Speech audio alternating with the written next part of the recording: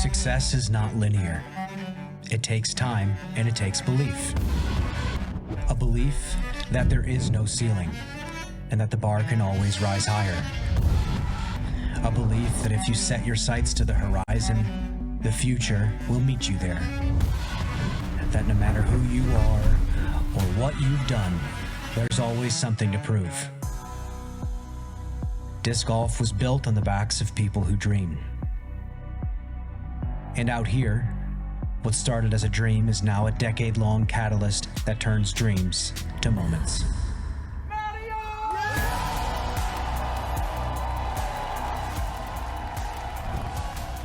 In our 10th season, we invite you to join us as we celebrate this beautiful game and all the moments that make it great. Catch all the action, all season long, live on the Disc Golf Network.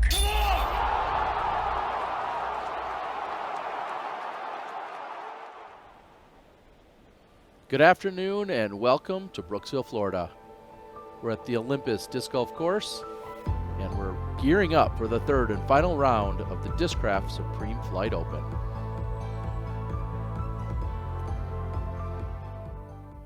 Welcome in, everyone. Terry Miller joined alongside three-time world champ Nate Doss. I'm going to open with congratulations, Ella Hansen, and what an epic playoff and battle we saw. We'll talk more about that a little bit later, but congrats to Ella. Right now, this afternoon, we're all keeping our eyes on Anthony Barela, and can he keep it rolling? He's got a 3-stroke lead. He's got some pretty incredible competitors coming after him, but it's been all AB all weekend, it feels like, doesn't it? Yeah, no question about it. If what happened this morning is any indication of what we're about to see this afternoon, we're in for a good ride. Anthony Barela has been putting on a show through 2 days. And, you know, last year for AB was him coming really onto the scene. He won 4 times. This year it's about defending. And today he has that opportunity. Only a few players in the history of the Disc Golf Pro Tour have ever gone on to defend a title. And so he could join a very short list of great players. But AB's been throwing well, but it's really been the putter that's been the big difference. Yeah, perfect from C1X, and then picking up some bonuses from C2. I believe we've seen him go 8 for 11 this weekend from C2. And then he's also got park percentages, just like you saw there on the approach in 17. And living the dream as we're taking a look at our final card. AB is the defending champ. Ezra Robinson looking for his first Elite Series win. Paul McBeth has not won a DGPT or major since 2022. That's in the United States, that is. And the first event with Discraft, Ricky Wysocki, is got some statements to make as well. We know that he's been adjusting to the new bag, the new lineup, but this is also an old rivalry of more than a decade in the making. Yeah, a lot of little mini battles going on today. Obviously, the battle between Paul and Rick. The reality is that Ricky is 7 shots behind AB. It would take an absolute miracle for Ricky to win, but can Ricky pass Paul? Can he get up into second? I think we're more looking at, obviously, Ezra to really try to push AB early, try to make AB falter a little bit. And let's see if McBeth can finally put down what we hope to see, which is McBeast mode. That's something that we're accustomed to for a long time. We haven't seen it in quite a while. We'd love to see Paul get back to that form. And Paul was very blunt yesterday in the interview, talking about he wants to put pressure on AB. He wants for everyone to come out firing, and he wants to see if he can, maybe make AB crack a little bit. I think today is a huge opportunity for AB to really make a statement to not only the players he's competing with, but the rest of the disc golfing world. A real professional win, going out and kind of dominating today, taking the lead early on with these guys is a huge opportunity for AB. Let's see if it can happen. He's taking to the tee now. From Mesa, Arizona, Anthony Barela.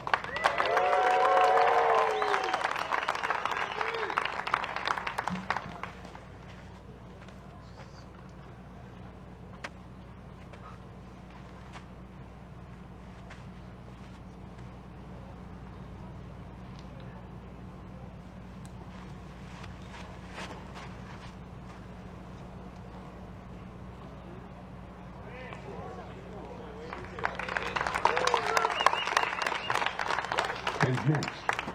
From Lawrenceville, Georgia, Ezra Robinson.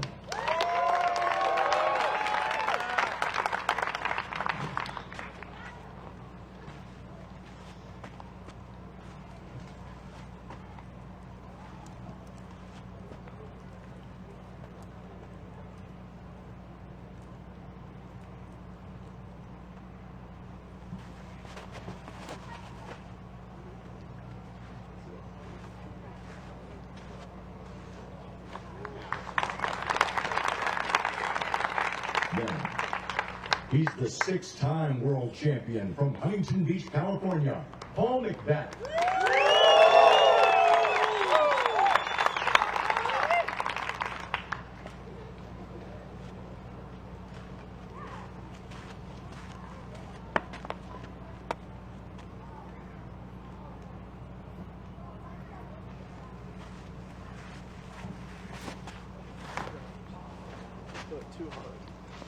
And he's a two-time world champion from Scottsdale, Arizona, Ricky Wysocki.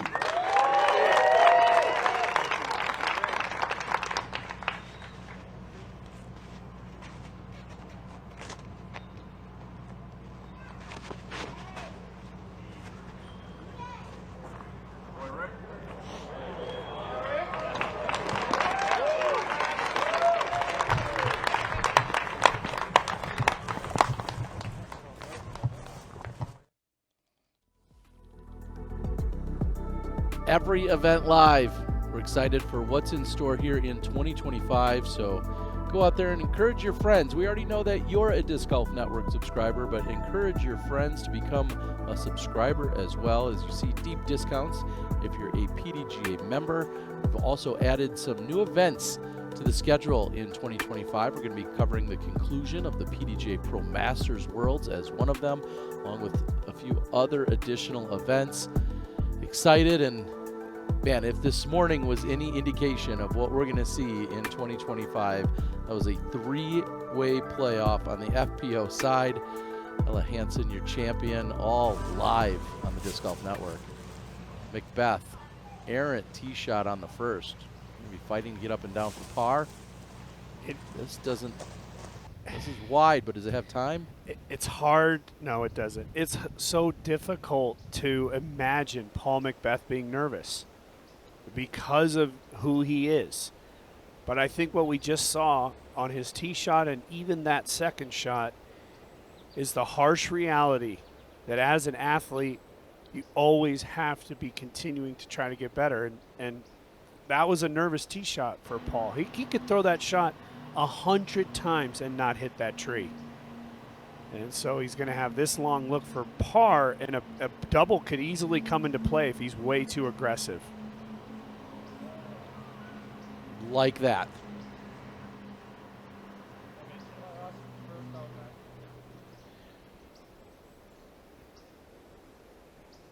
Worst possible start McBeth could ask for. Well, I don't think he'd actually be asking whatsoever, but maybe some Anthony Barela fans are out there with an extra sigh of relief, thinking McBeth might be trying to take himself out of this early. Brutal. Wysocki. I mean, we're talking within the first 5 minutes of our show that McBeth and Wysocki could be tied.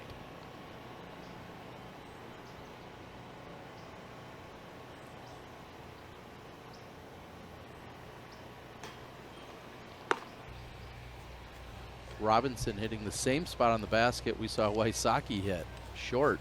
Yeah, you know, we're not surprised to see that due to the fact that there is so much danger beyond the pin. We saw what happened to Paul. I thought AB made a really good adjustment there. It's going to be kind of in this low right side pocket. We'll see if his stance and line is clean, but an opportunity to make a statement to his card mates right on the very first green.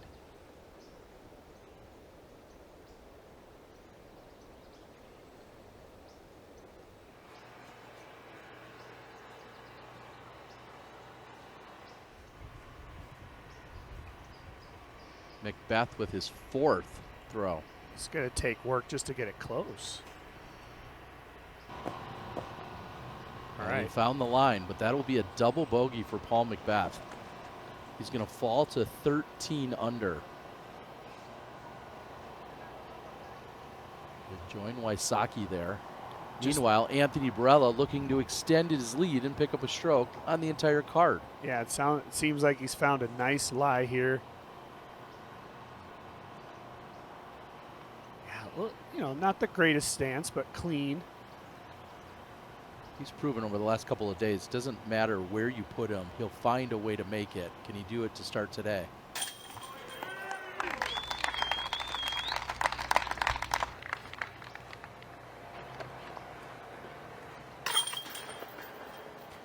All of a sudden, Ricky is 8 back, McBeth is 8 back, and Ezra Robinson is 4 back. That is a shock to the system, to put it lightly. And Anthony Barela leads the field in average putt distance at 19.7 feet. He's 100% from C1X this weekend. And what's the C2 stat? I believe it's somewhere in the range of 75% he has made from C2. Now, okay, you think he's had 4, he's made 3. That would still be impressive. No, he's had 11 opportunities. He's gone on to make 7 of those, and it's really an incredible performance up to this point for AB on the green.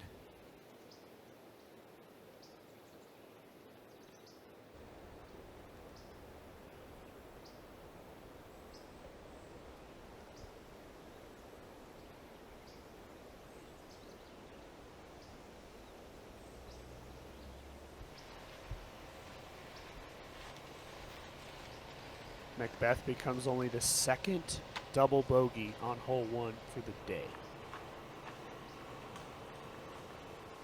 Barela got off to a 3-for-3 start yesterday.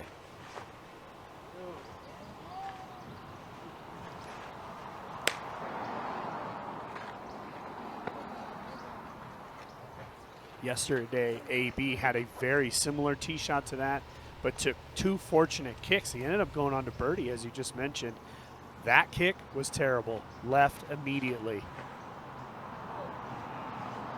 This is perfect for Ezra. He's been looking to get to this left side of the fairway, and he's done it. Found a nice lie, too.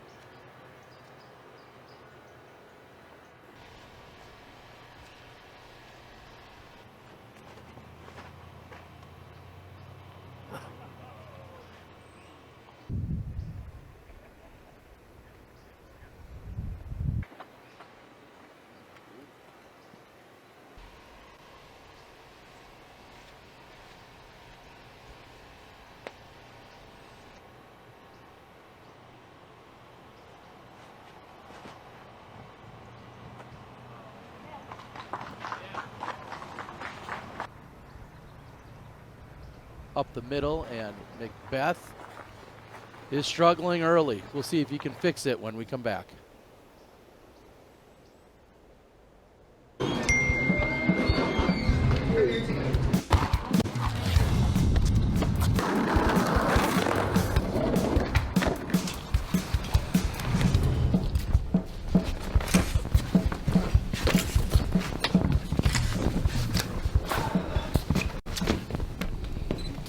Ready? Let's do it. So how's your day going?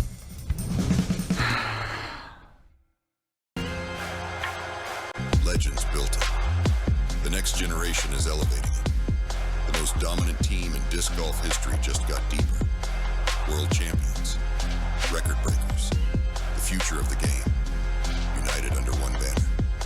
This isn't just competition, it's a legacy in motion. This is the next chapter. Discraft, built for flight.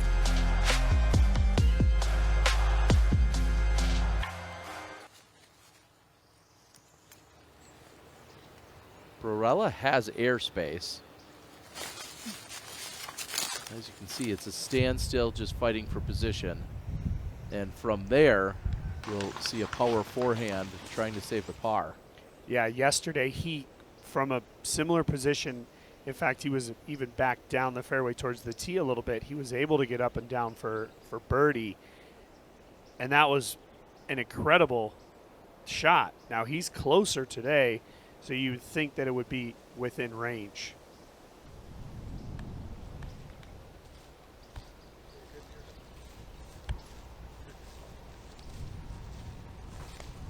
Ricky's tee shot, in fact, got very fortunate.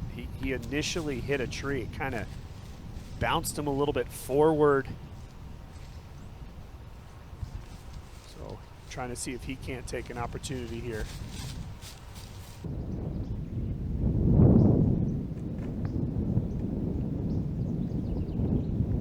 Low and inside. Obstructed putt, but still possibly a chance for birdie. So the moment we just watched with Paul reminds me of a moment that I had for myself years and years ago at the Memorial Championship, actually playing against Paul. With the lead, I took an 8 on hole number 1 at Fountain Hills. And the reason I bring that up is because it took me, I would say, at least 6 holes to even recover from something like that. Now, I know Paul only took a 5 on 1, but in this scenario, I think it's similar. I think it's going to take him just a few holes at least to sort of even calm back down from what happened. Look at how he's reacting in the back. His hands are on his head. Shocking moment on 1.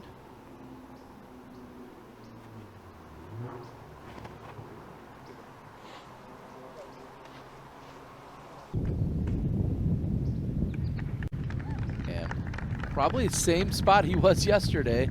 However, yesterday that was a birdie look from there. Today this will be to save par. Possibly a little bit closer than yesterday, and in the back left corner, there are some open gaps, but there's also some small branches and trees back that side too. In a moment, we'll be able to check in with Nate Perkins and see if he has a read on the lie. Now watching Ezra Robinson. Talked about how he goes big turnover here. I feel like, Nate, do you have eyes on both Ezra's and AB's perhaps? Yeah, they're both right around 30 feet. Neither of them are up on the tier with the basket. They're both going to have an uphill look. Anthony's going to have a little cedar in his way, a little bit more difficult than his birdie putt yesterday. Thank you very much. And we got going right away this morning and again this afternoon. So big thanks to Nate Perkins, who's going to be out there on the ground, hustling around, front row seats to all of this sweet action we've had today. And FlightFactoryDisc.com providing our drone overview shots. They've got discs, apparel, and other merchandise. Go check them over at FlightFactoryDisc.com.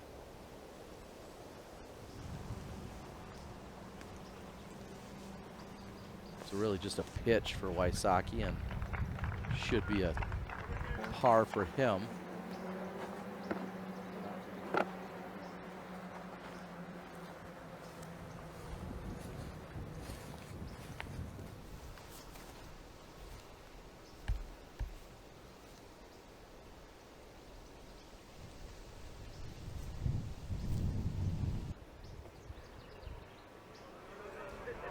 And that catches edge and is rolling back.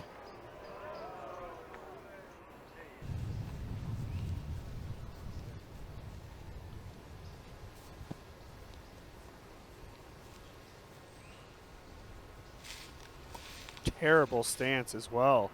Having to come back uphill. He's going to have to really put a lot into this.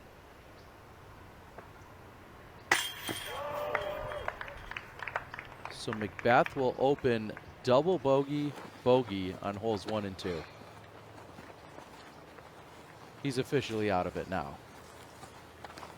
Or not. You tell me, Nate. I think the word official is too official. Okay. Let's go with All right, unofficially out of it at this point. I will back off. I think That's a good mentally it would take an absolute miracle for him to somehow rattle off, 6, 8 birdies in a row. I don't see it happening, but then again, you never know. Well, the question, the only reason why I say it is because even if he does that, it doesn't mean you're really gaining anything on AB. And know what a who putt. is? Yes. You know who is gaining, and a real possibility for a two-stroke swing. AB is closer to the basket, but he does have that little cedar. That's the exact same one that Ezra just dealt with. But Ezra's angle was a little better. It was a little cleaner, even though he's back.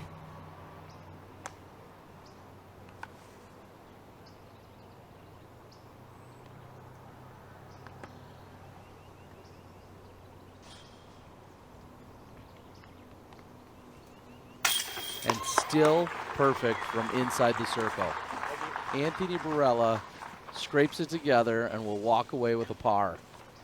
Huge confidence boost for Anthony Barela.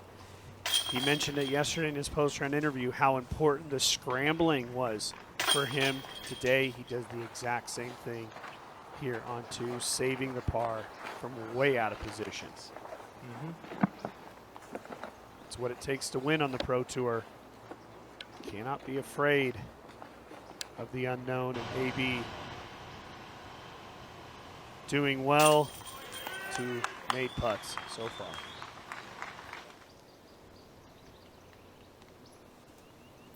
Anthony Barela has had 11 opportunities to scramble this weekend. He has succeeded on 10 of them. He is second in the division for scrambles.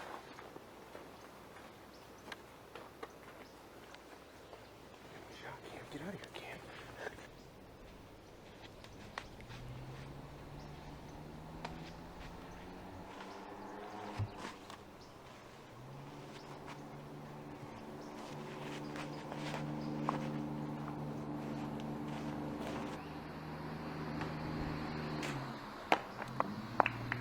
That wasn't a bad tree branch. That kick got him to the ground earlier and kept him there. Otherwise, there was a good chance he would have landed on the hillside or some portion of it. So that was a good kick.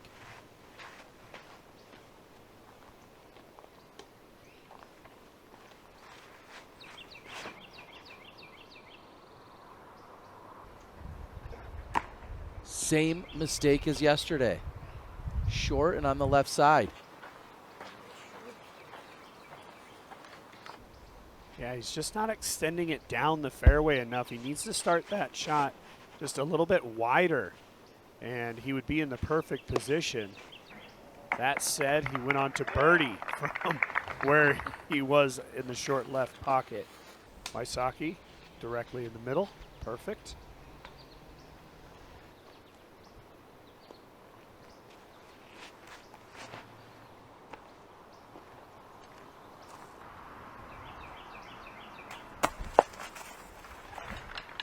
Ball sits 9 back. Will stand down while they get in position.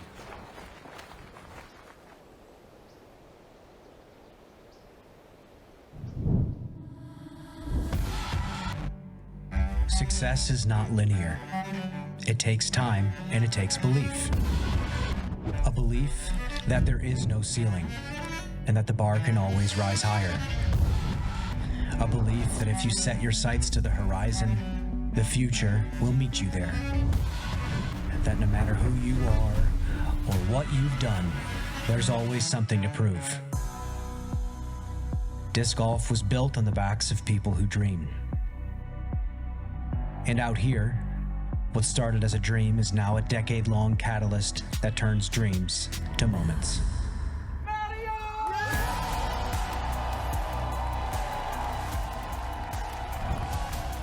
In our 10th season, we invite you to join us as we celebrate this beautiful game and all the moments that make it great. Catch all the action, all season long, live on the Disc Golf Network.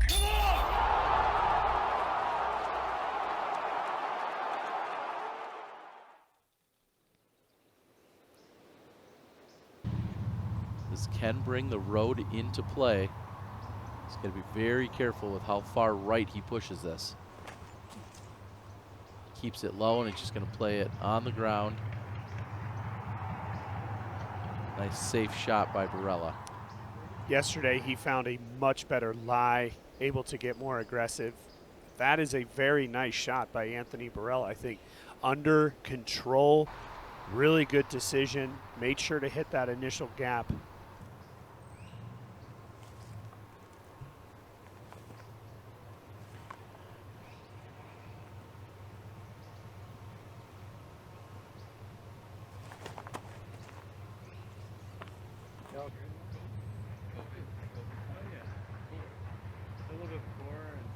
Inside the circle for Robinson.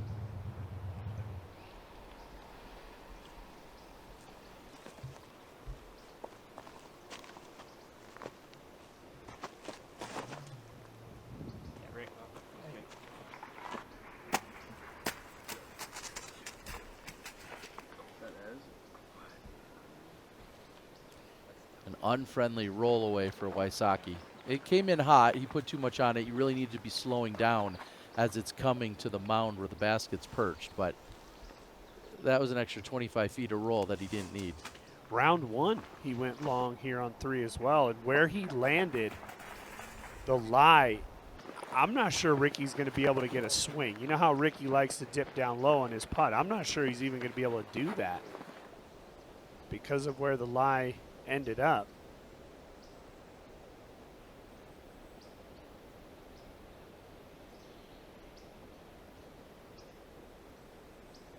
Here on 3, you really need to come in short of the basket, use that slight uphill gain heading to the pin to kind of slow that disc down. Ricky landed just a little bit too right with too much speed.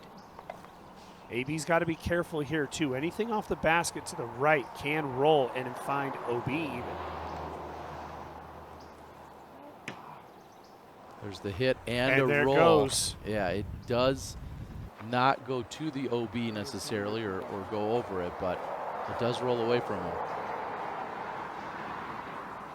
I feel like this putt upcoming for Anthony Barela, though it's not that long of a putt, it is now for par, and Ezra with a real opportunity to chip even one more away into that lead. AB's got to stay focused here. You cannot let any one of these putts go today, because Ezra is seemingly not going to give up that easily. And this is what I thought was going to happen with Rick. This is tough.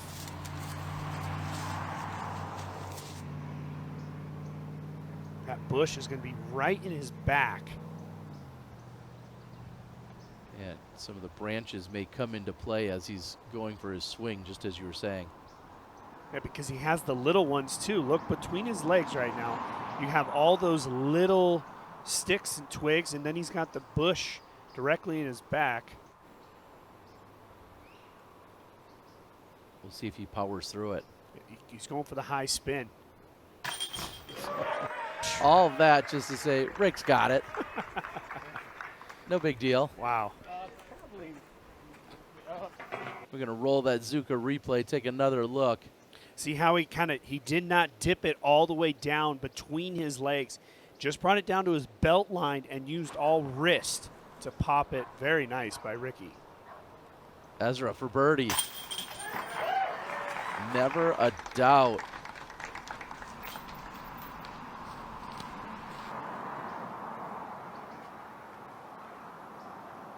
As you said, chipping away. He's pulled within one more of Anthony Barela. He's 2 back, assuming Anthony converts.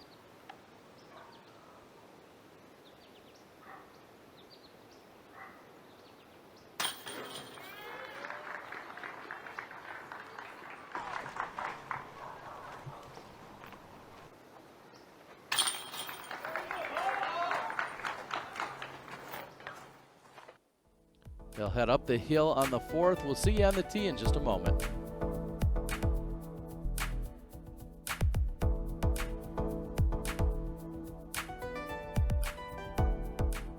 The number one reason I switched from bag to cart is pretty simple. It takes weight off of my back, easier to play a course. I realized that the cart became something I really needed when little things would happen. I'd pick up my bag and my elbow would hurt. Using a cart decreases the bending over, the weight on my lower back. Decide to go with Zuka, and seeing that my sciatic nerve is gone and I don't need to worry. Only one thing I have to worry about to get birdie, because my Zuka done it all for me.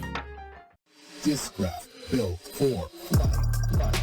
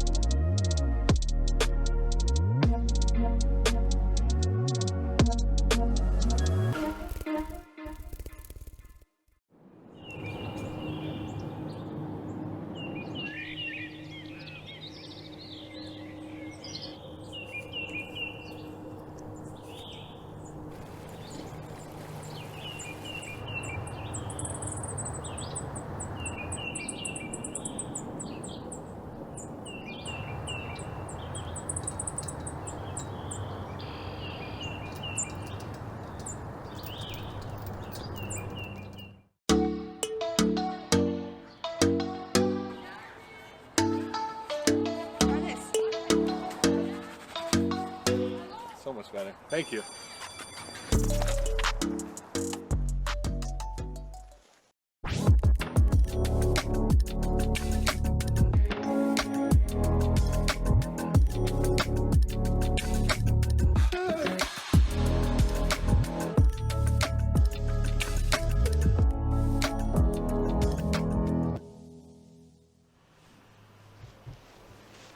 Welcome back. Ezra Robinson on the tee.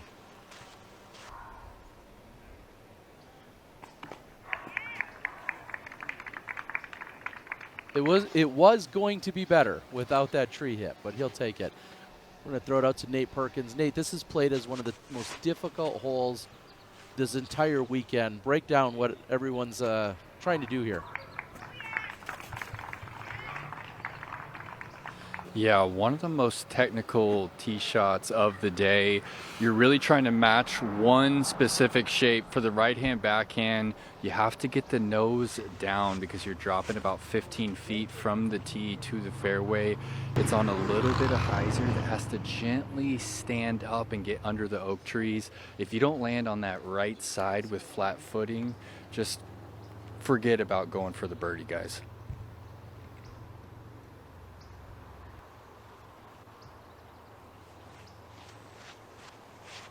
And a game plan change by Anthony Barela. And not a good shot. He hit that tree, that corner tree, and kicked left. There's sawgrass over there. This is going to be scramble. Immediate scramble here.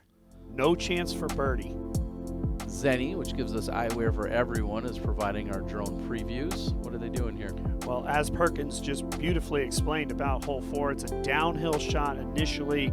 This is the tree right here that AB just hit and kicked left. There's so much sawgrass and small branches.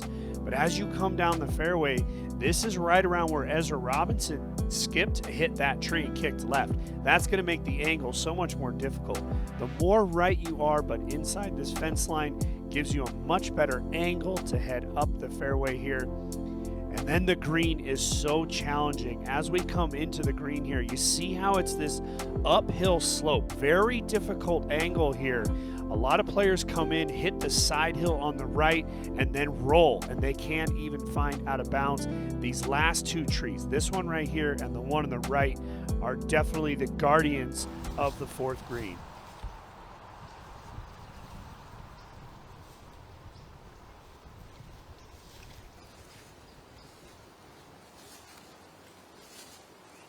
I feel a possibility. If AB gets too aggressive here, it could easily turn into a bogey.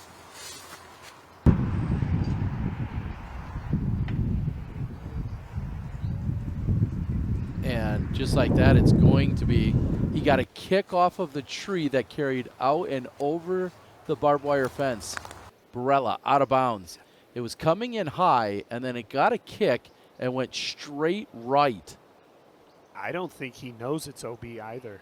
If I'm honest, the way he reacted with his caddy, I'm not sure he's heard. And being where he landed, this tree that our camera's looking past is going to be a big problem for AB.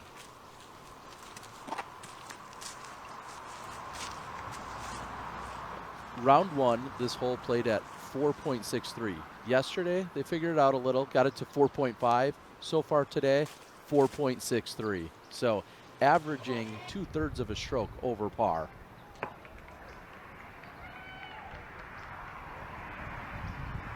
That stump costing McBeth at least 40 feet. Not helpful.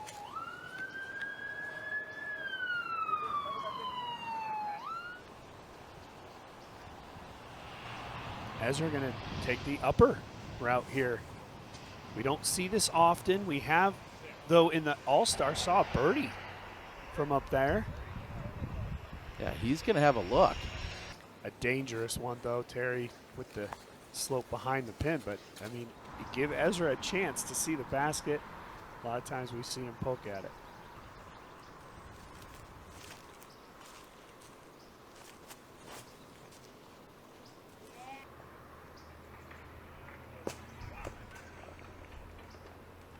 Wysocki on the incline, so that's going to give him a long look as well. That might be deep circle 2.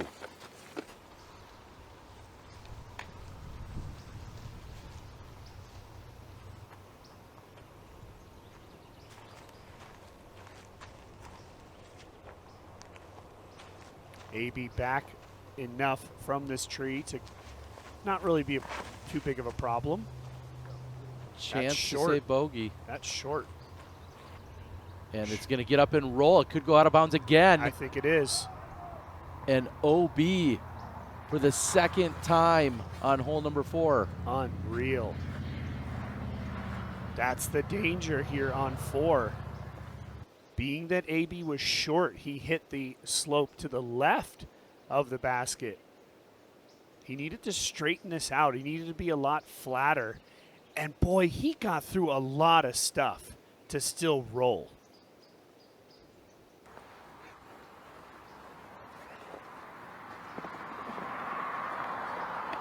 He's going to have to dig deep to maintain the composure. Ezra could be leading here momentarily. Didn't see that coming.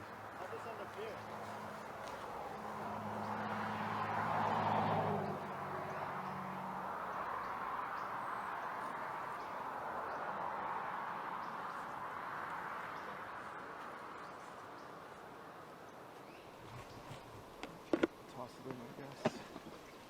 I must have hit this stump for me.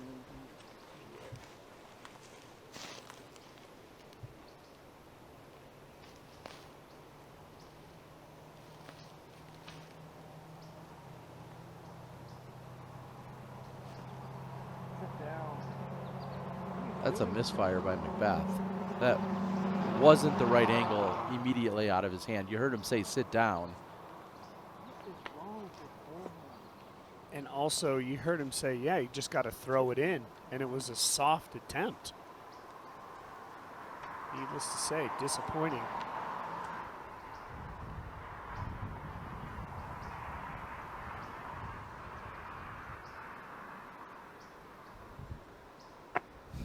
I thought that was going in. The angle we had it coming at a good pace, good height, and a very legitimate bid. So he's going to have thrown 5 shots, 2 penalties. We're looking at a triple. Simon Lizotte. So there are other people playing today, Terry. Well, Simon Lizotte is all of a sudden on our lower third there, or on our bug, in a tie for 4th. Come on. Come on. I heard chain. It's in. What a putt. Unbelievable. Not only is Ezra leading, he is now in the lead with space.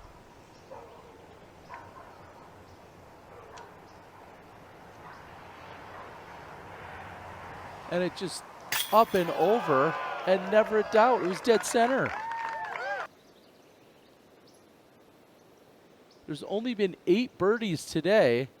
Ezra Robinson's going to make it 9. But more importantly, out in front of AB. I'm wondering,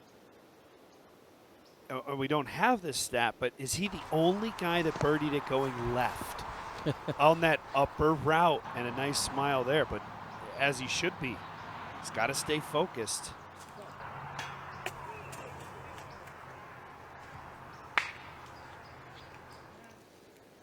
Missed opportunity there for Ricky. He's going to lose a stroke to Ezra. McBeth for par.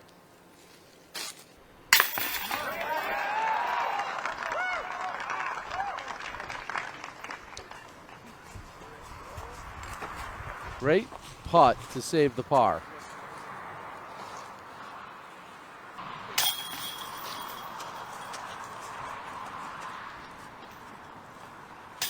Remember what I was talking about on hole 1 with McBeth and the shock of a big number? AB is going to be dealing with that as well. He has just carded a triple bogey 7. He trails Ezra by 2. Kyle Klein, few inches short of just skipping it in for the ace. That was nearly a 1-shot there for Kyle Klein. If you head over to oneshotenergy.com, use the code DGPT, and you'll receive 25% off your entire order. That's oneshotenergy.com. Kyle Klein is about to go shopping with some ace pool money there.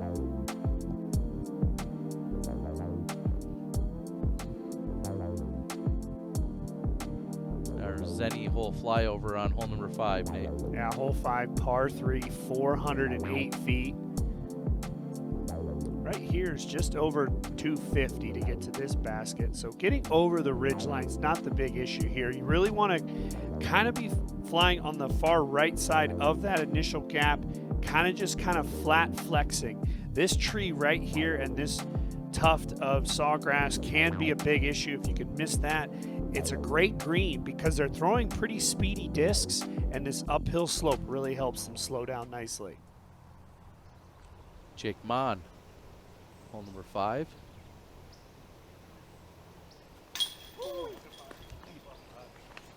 Good putt for birdie. Nice bounce back as well. Jake took a bogey on 4, followed it up with a birdie on 5. Simon's going to get his birdie. Simon's got a nice start going. He's 3 for 5, and now into a tie for 3rd with Ricky. Calvin Heimberg off to a great start as well. He's 5 under through 7 holes. I'm not going to say this tournament is wide open, but there are a lot more possibilities that just opened up over the last 10, 15 minutes. Ezra Robinson has picked up 6 strokes on Anthony Barela in the last 3 holes and has set himself up for his 4th birdie in a row. Did he not just get very lucky? That little kick out of that palm frond, if you go into there, you can be buried.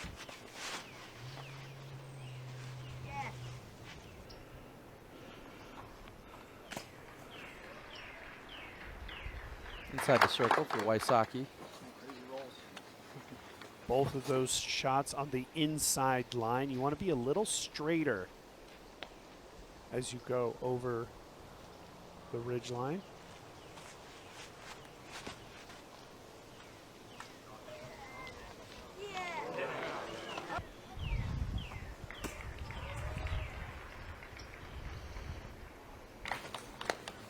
So even after clipping a tree, McBeth will still have a look for birdie. Big moment for Anthony Barela and how he responds to just taking a triple bogey. He did this yesterday and he went on to bogey. He's too far right. That's a good kick off that branch. Birdie, really not an opportunity here. Wow, big chance for Ezra to make his 4th birdie in the row and take even a bigger lead as AB is well outside circle 2 still. Could be a 3-stroke lead for Robinson by the time they complete this hole. Let's check. If he's back left there, Terry, he's going to have nothing. Maybe just a pitch out along the ground. He kicks out right. A chance to make birdie. And Ezra would love to have his name erased from this entire graphic because he's hunting down his first Elite Series win. 10:44, Evan Smith. We have to anticipate we'll be getting one at some point, as well as Aaron Gossage. Mason Ford has been so close. Joel Freeman certainly could take one down as well, but right now Ezra leading that graphic and hoping to have it erased. Izad on 6.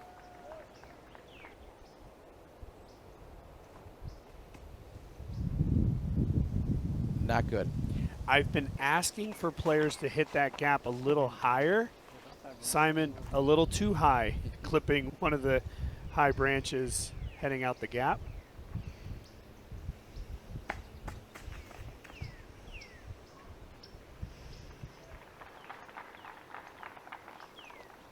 Kyle Klein on 6.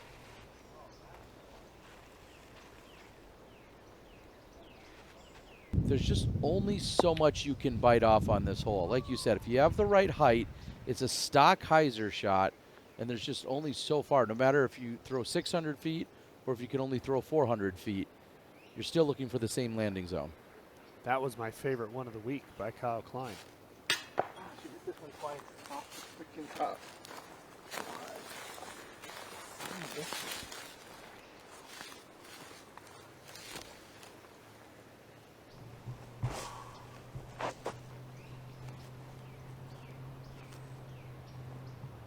Wysocki looking for sole possession of third.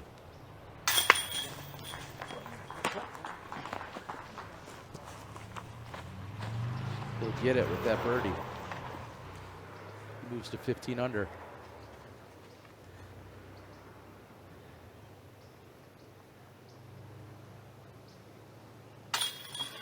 And Ezra Robinson now has a 3-shot lead,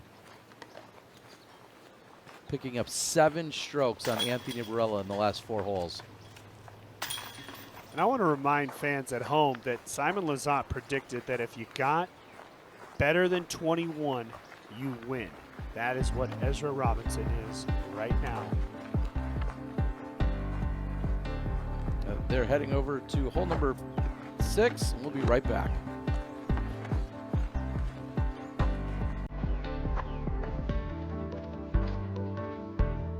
Some of my favorite discs in my bag are the A-Series discs.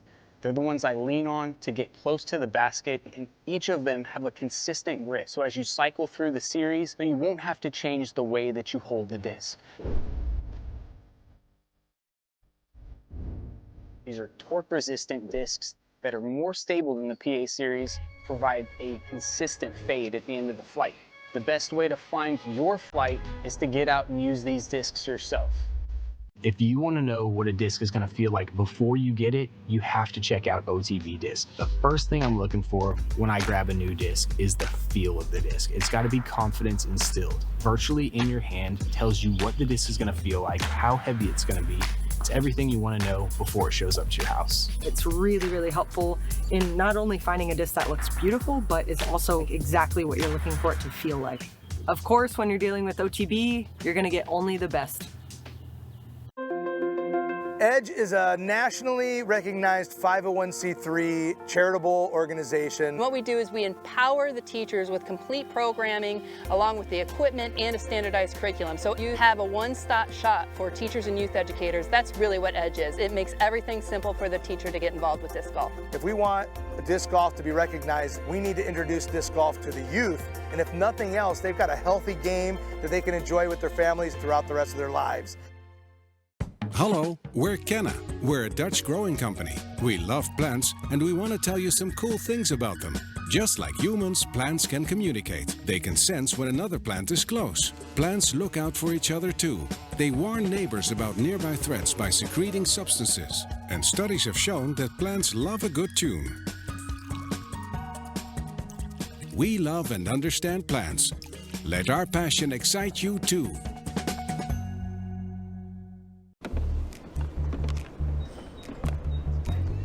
Hey, aren't you Anthony Barela? Yes, sir. Try out this Venom. Thanks, man.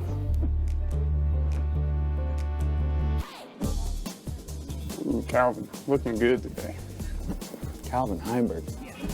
Sorry. Hey, oh, sorry. Excuse me. Look. Hey, thank you. A Nakwa. I'm looking for a Nakwa. Do you have one? Hey, Germ, you can't cut in line.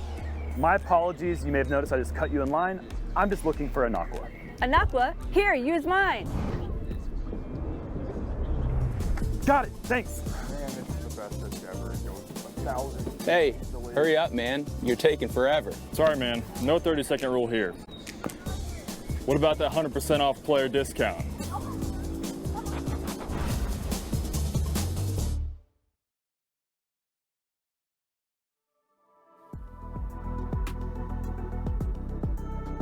Taking a look at Calvin Heiberg hopping on the birdie train. He's got 5 in a row.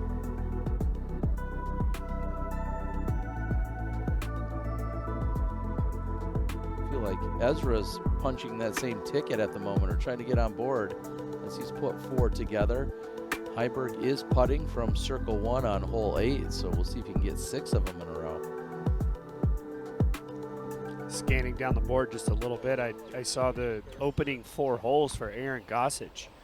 He's 4 for 4 today. He's still birdied 1 more hole since then, sitting at 5 under through 8 holes. A lot of conversation going on in the head of Anthony Barela.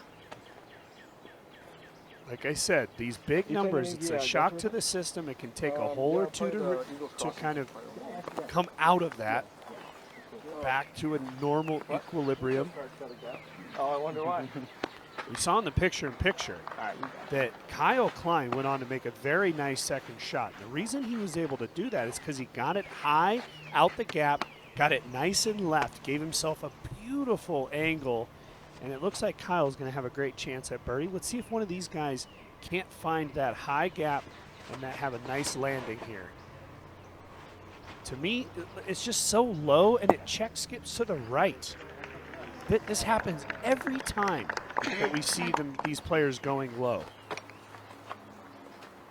Kyle Klein was 80 feet more to the left and up the fairway than where Ezra just was.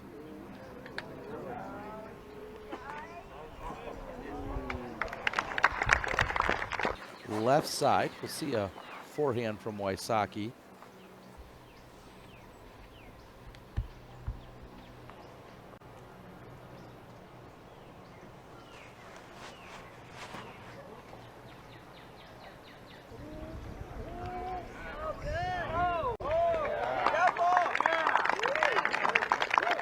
That might be the best shot of the weekend on this hole.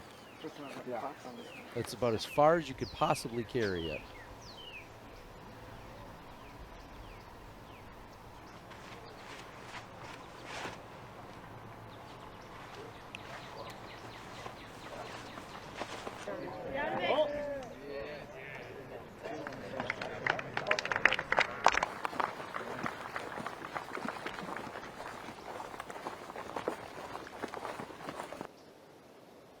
Another look at McBeth and the drive that he had.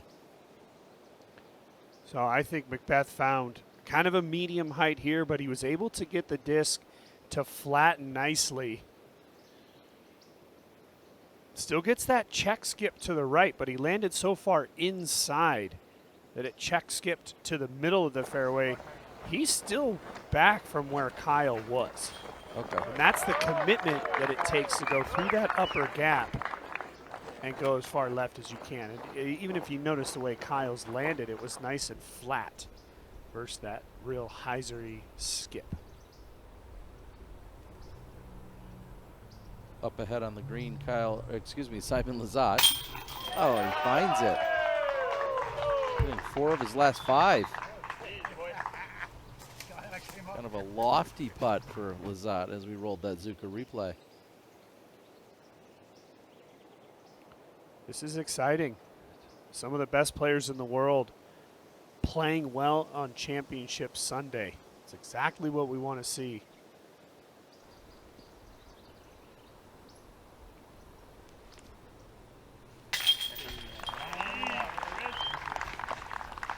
That was the safe par for Dickerson. Have to imagine Dickerson getting caught up in some of those early sawgrass patches off this tee. And once again, the step putt from Dickerson is effective. You can see the blue disc there. That's Kyle.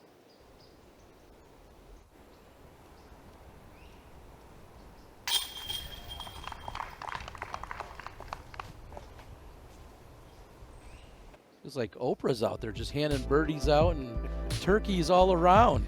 Love seeing it. Everyone bringing their A game here. And we've got quite a battle on top.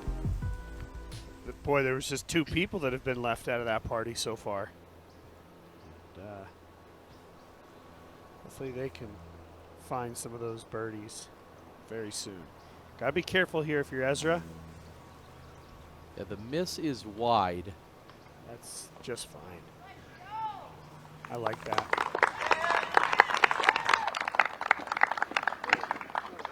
A lot of times we see these players from a standstill and they're stretched out. They tend to overplay that shot. So by that I mean pulling it.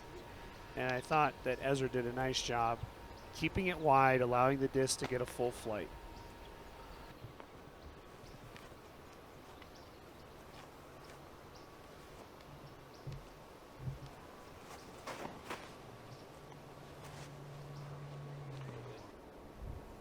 Skip.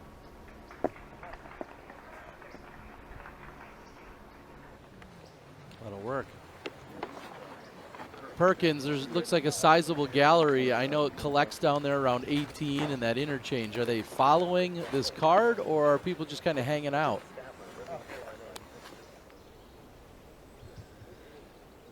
Oh, it's like a ghost town on any other card but the lead card right now. I mean, it makes sense considering the star power that we have, but yeah, I'm sticking to the greens because it's tough to get a view if you're behind this card. Good call.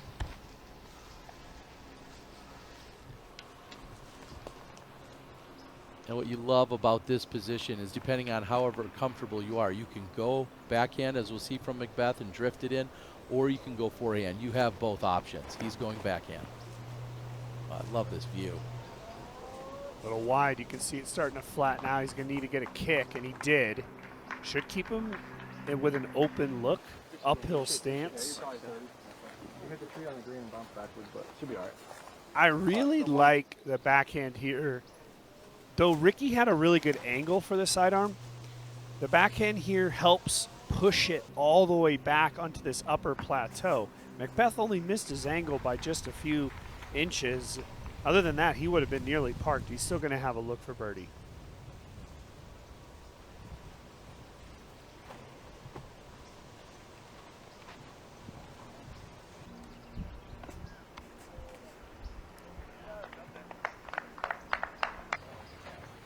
An extra 2 feet of height, excuse me, would have been perfect, because then it would have slid, it would have hit the platform and slid right underneath the basket. Instead, it comes in, it hits the hillside, and then it looks like it kicks away. And I think just giving it a little bit more airspace would have allowed it to get to flatter.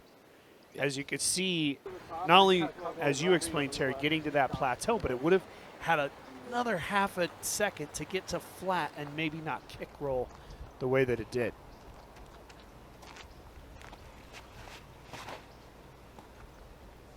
Lazat on the 7th.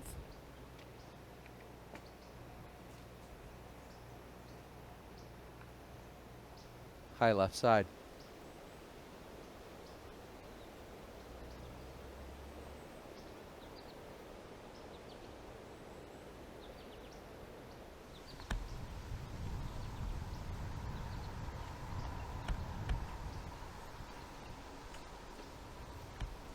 Ezra does have the crosswind off the right. Should help carry this little chip hyzer left.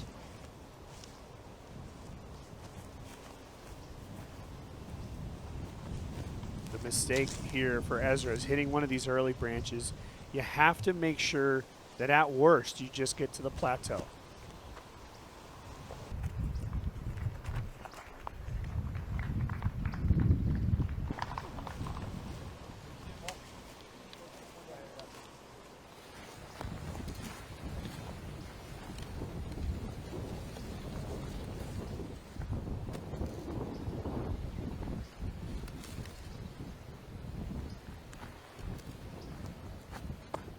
Once again, the sawgrass coming into play.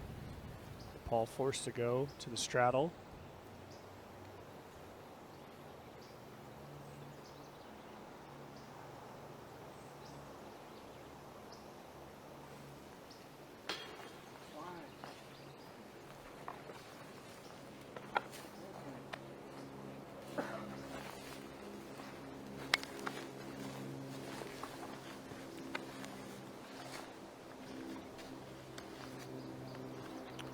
This is pretty fortunate for Barela with that cut roll off the side hill for him to stay up at this level.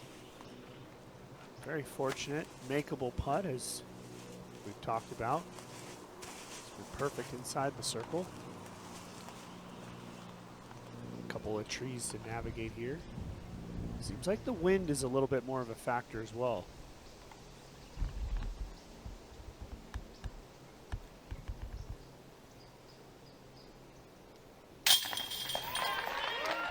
He's been automatic. He remains perfect inside the circle for the entire weekend. And this is something that we haven't had to talk about throughout this tournament, as AB's been the leader. He chips away at the lead by at least one. So nice job by Barela there.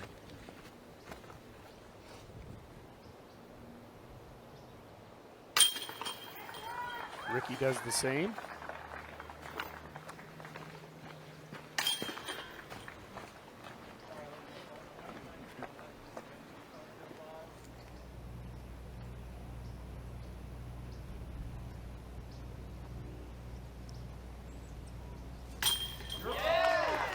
Count it. Simon has now put together 4 birdies in a row, 5 of the last 6. He's at 16 under. Simon is comfy. He's comfy right now. He looks confident. He's kind of got that dad swagger going. And Kyle Klein comfy as well. Both of those men have taken 4 birdies in a row. Meanwhile, Calvin Heimberg does tack on to his total. He ends up getting the 6th in a row, and he's 6 under through 8.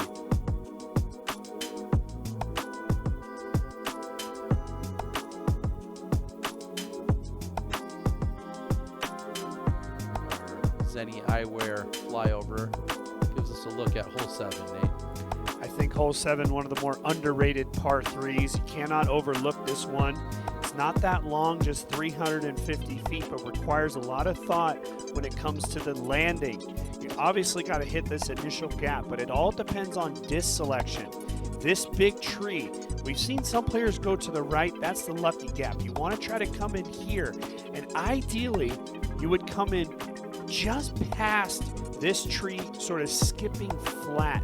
Ground play is so critical. If you get too high up on the left here, it can take all that spin and take off down to the right. You can go up to 50, 60 feet down to the right.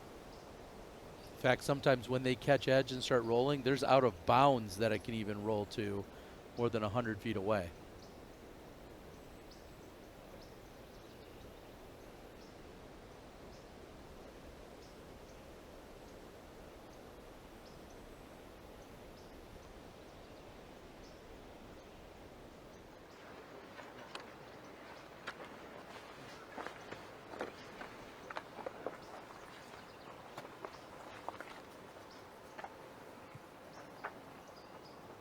I'm going to throw it out to Nate for a second. Nate, do you feel like we see fairway drivers, mids? What are we seeing usually off the tee of 7? Yeah, I think with the ceiling, the mid is kind of a stretch. I think a lot of players are throwing the fairways to catch a little edge and kind of skip up to the left side of this green.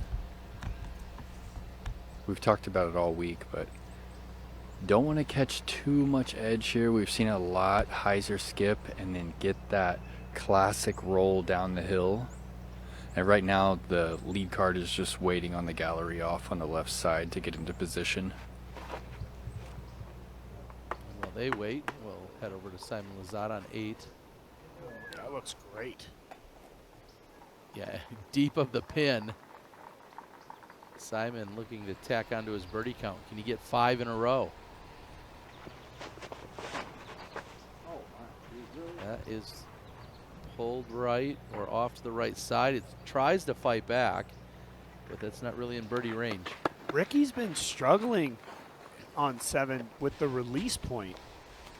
It seems like he's trying to throw some kind of flex down there, and I really think you got to throw a flip up. You need to release it hyzer and let that disc get to flat. That's the ideal shot here.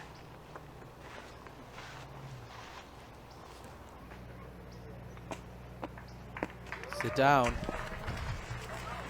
Oh, and a terrible roll.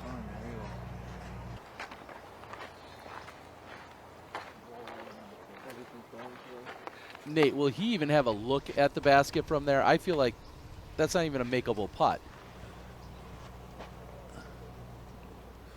No, it's certainly not a makeable putt. I'm trying to find his line. He might be going overhand to even get back to C1. Brutal. Robinson, I feel like that's where he was yesterday, that high left side. This is why I say you can't overlook hole 7. As Perkins talked about, they're throwing, most of them throwing fairway drivers. That's where that speed comes into play at the green. If they could throw something slower, it would be better. McBeth going to get the fortune of a good kick. Stays flat. Almost a sure birdie.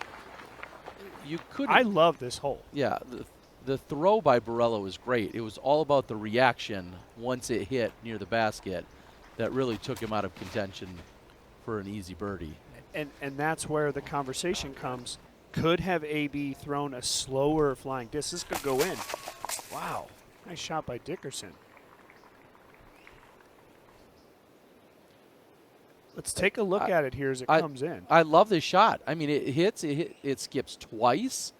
It's going to hit the ground a third time, and it just needs to stop. But instead, it catches just wrong. It misses that tree and the pole. And now, not only is it going to roll all the way out into somewhere near circle 2, but it's completely obstructed. That's the worst place to be on this hole, is deep of the basket by 25 feet. I've watched countless bogeys happen because you're deep of this pin by 25 or more feet. I agree with you, Terry. I think that was nearly a perfect shot and just really very unfortunate. It hit the ground 3 times before it rolled away. That's a big factor here on 7. AB is going to be frustrated and maybe even disgusted. He'll be hot. He'll be hot for sure, as anybody would in this scenario. Ricky way down on the right side. He's got to be careful as well about any kind of roll or ground play.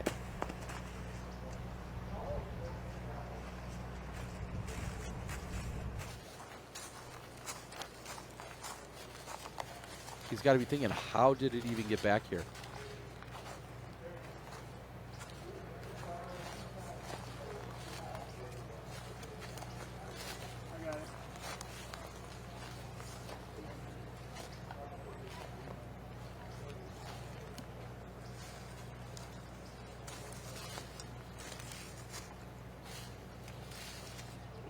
He's got to be very careful with this window and not be too aggressive and clip something, leaving him still with a 30-footer.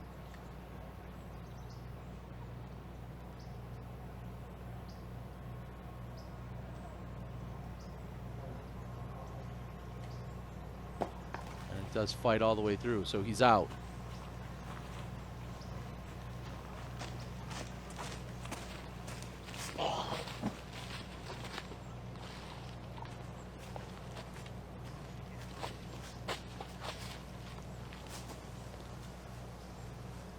With this, Ezra could regain a 3-stroke lead.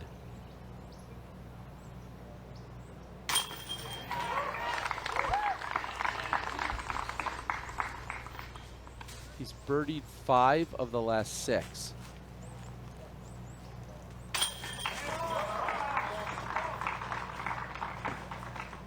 McBeth with birdie. Just his second one of the round.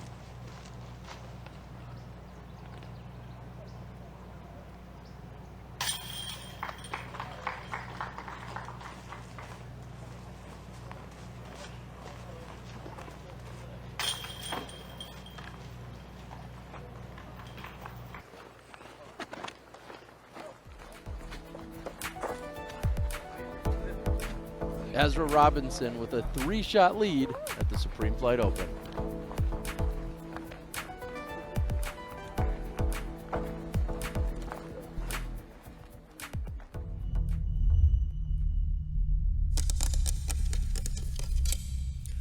Zuka.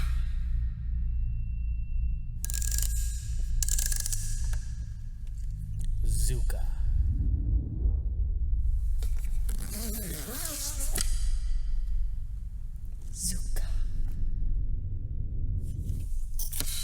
Zuka. Zuka.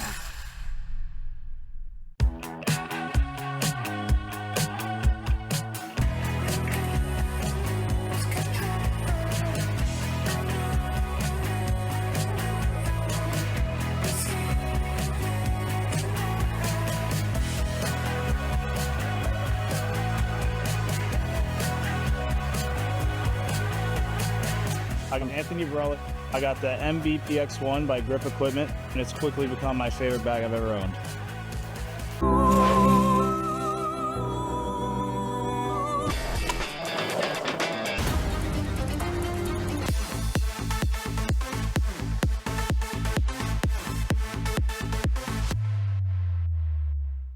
Welcome back to the Infinite Discs Show, presented by InfiniteDiscs.com, where the answer to every single question is infinite discs. Brad, are you ready for the final round? Yeah, I'm a little nervous, but let's do it. All right. Your category is disc golf retailers in Utah with over 80,000 discs. Intimate discs. Ooh, no, I'm sorry. That is incorrect. The answer there was infinite discs. So do I get to keep playing? Yeah, no, you are disqualified and possibly permanently. Bend the reality of what a disc can be and discover Ultra Soft plastic. Ultra Soft has the best grip and flex of any plastic Prodigy has ever made. Check out the entire collection today on ProdigyDisc.com or your local retailer.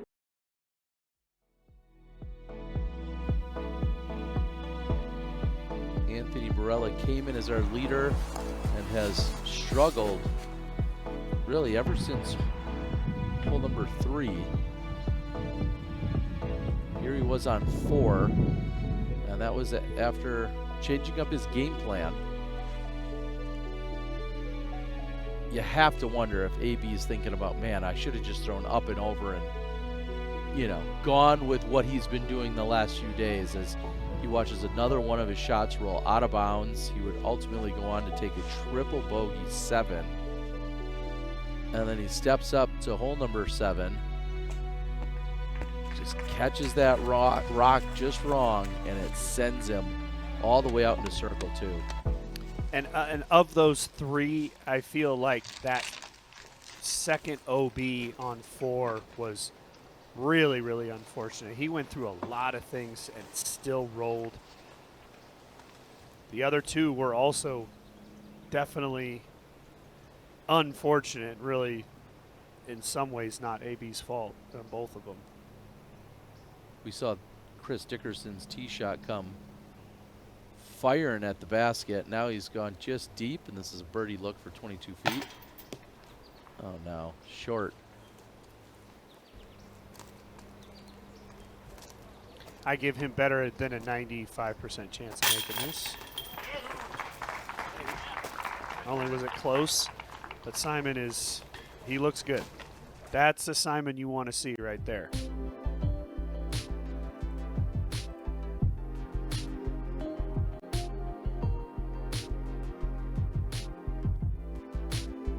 Heimberg continuing to birdie, makes it 7 in a row.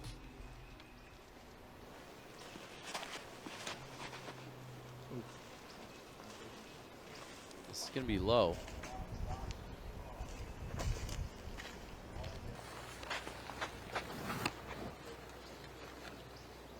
That was considerably off the mark for Ezra. I'm surprised to see that.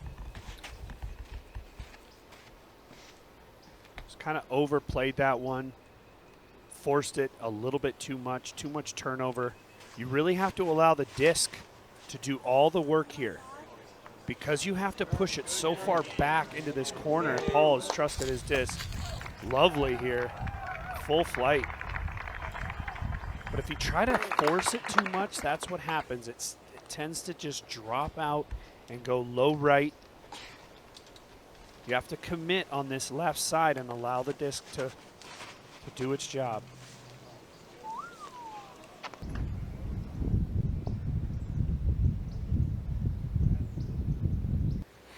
Ricks is knocked down early. Big chance here for Barela.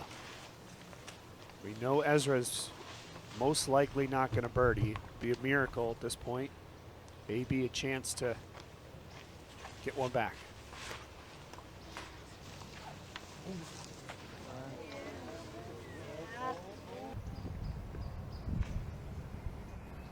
And that gets hung up on the left side. Looks like he may have gotten to the edge.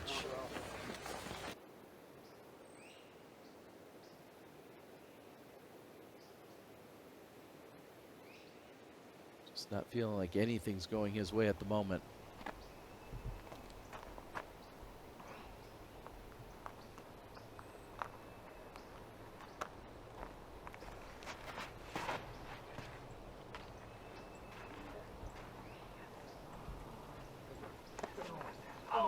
Oh, and he still gets up. Wow. Come on. Wow. It sits on the ledge. Simon will have a putt for yet another birdie. For him to hit that branch and still have the forward momentum, I don't know about you, Terry. I thought there's no chance of getting up. And there he is. Takes like a jump and a skip up and to the right. And this slope is so severe that even if we see discs hit at the very top, it falls generally. Perkins, you're out there on a sunny Florida Sunday. Tell us how you're feeling with Arcana current conditions.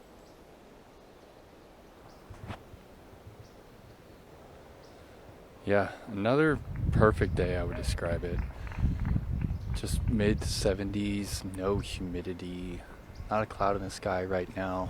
A couple of red-tailed hawks cruising above the pine trees. A little bit of wind today, probably the most wind that we felt, but we're really only going to see it show face on the back nine on those open holes. If it is a factor whatsoever, it feels like everyone's so dialed at this point.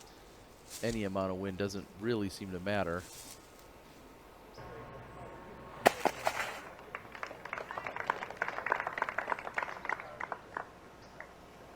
So par coming for Ezra.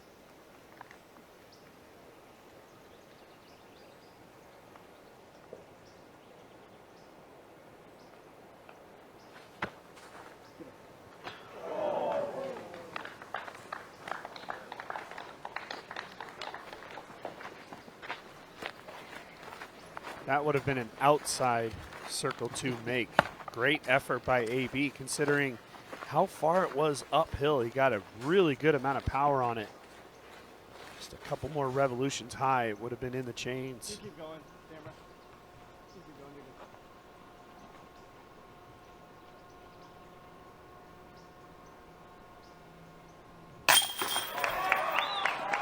There it is from McBeth. Trying to find some momentum. That's back-to-back birdies on 7 and 8.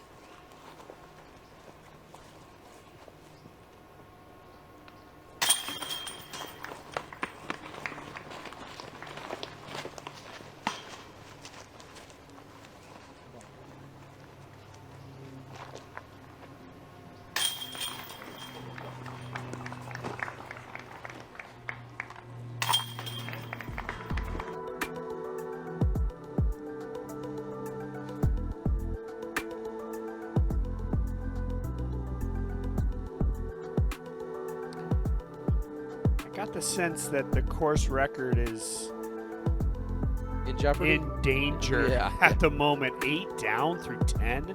That the course record is 11. Calvin. Take a look at our Innova hot rounds, and Corey Ellis also at 8 under. He's through 15 holes, and Braden Sides is in the clubhouse after shooting an 8 under today. Isaac Robinson up 25 spots at the moment. He's through 16 and he's 7 under. I'd imagine we'll probably see Isaac on the course in the next hour or so. Come out to support his brother. Good final day for Isaac. Hasn't been the best week overall, but nice final round.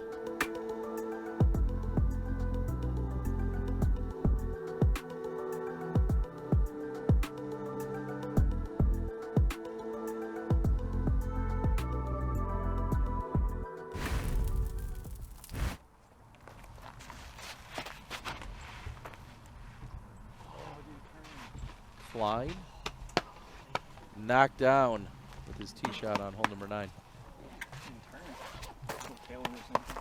I'm not sure even if had that gotten through, he would have gotten to the basket. That was pretty high. What do they need to do here on hole number 9? Hole 9 is a beautiful par 3, 460 feet.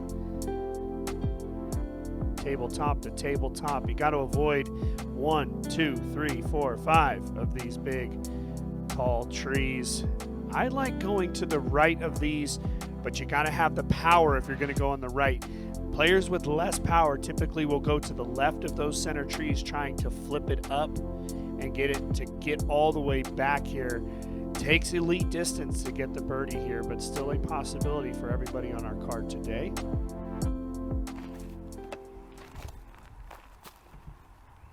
Kyle's back enough here that this is not a guaranteed up and down. If he can get all the way into that upper pocket, it's a guaranteed up and down. This is kind of sketchy. And he's done a nice job.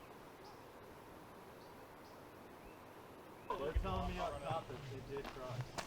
It did cross? You take it from up there, even if it is on hill. Oh, interesting conversation. No. Huh? No, a couple inches short. But I don't know if it touched up. It's optional relief though, isn't it? I don't know if mandatory relief on this one. So the course rules here show Yeah, if he, it's just the like out of cliff bounds, so is if he touched considered up a there, but relief if he area. touched up there, that matters, I think. It does matter. If you think you touched up there and the group decides you touched up there, then you can play it from up there. That's where you would have entered into the out of bounds from. Well, did someone say that was up there, that it touched up there? The stat keeper said that they saw it touching bounds. Oh, right there. From the tee, it looked like it did hit and like scoot back. It's a like group decision at this point, though. I'm gonna say that it looked from the tee what I saw that it like hit and like scooted back. Yeah, a bit. it's upside down, so it could have slid. It would make sense if it slid. And the stat keeper that was up here said it crossed.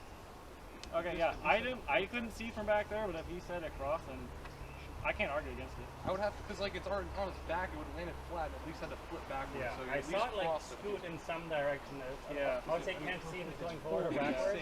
It definitely, wouldn't have hit and flipped forward upside down. If he hit there, it would have rolled back. Would you still want to play provisional? Or how would you want to do that?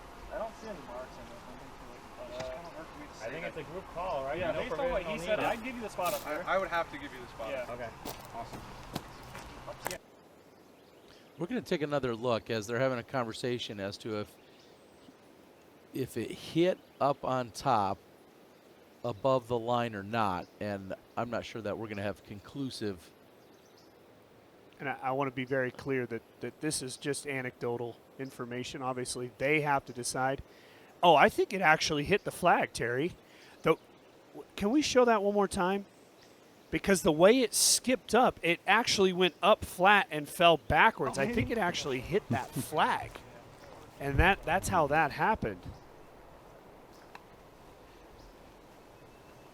But considering that the flag is the line,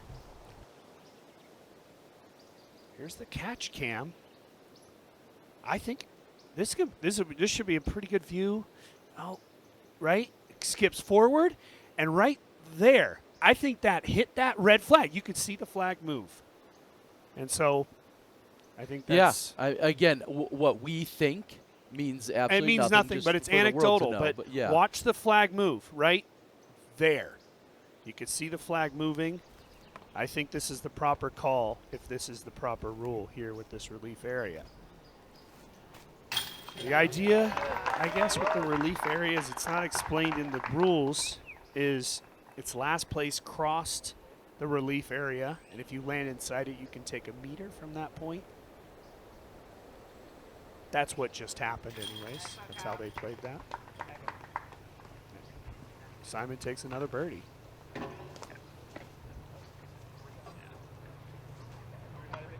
We got a budget system of like 10 guys.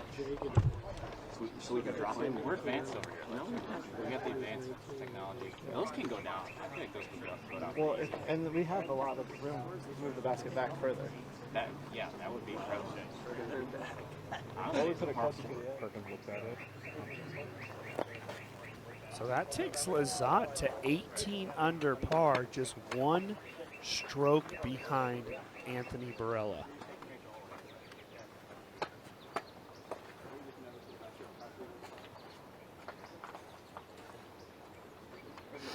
Simon's done well enough to put himself in position, in my opinion, to be one of maybe only 3 guys left in the tournament that can win. If you see this little bit of a gap, considering that Ezra's at 22, Calvin, Ricky, they're at 16. That's a long ways back with just 10 holes to play.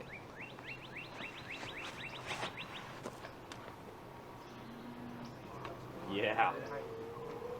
Got to get the distance, though. He hit that last big one.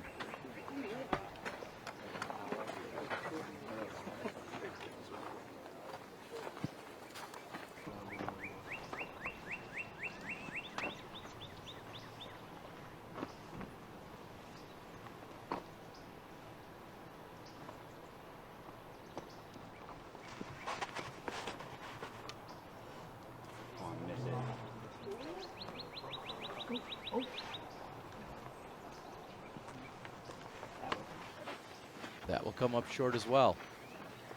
Yeah, I would imagine relief area.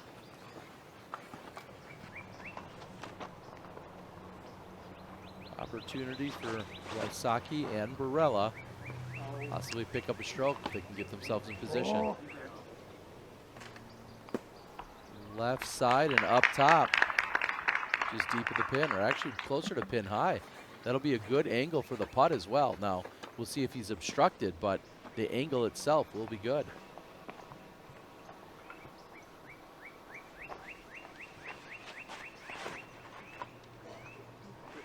Yeah.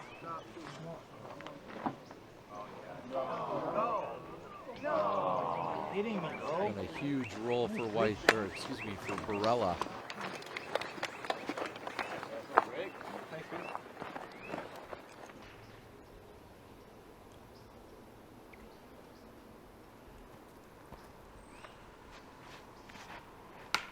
Oh boy, full shank. That Full will, shank. That will throw the birdie train off its tracks real quick. Yes. Okay, Calvin. so this is Calvin's tee shot. Yeah, this is a great position to be in.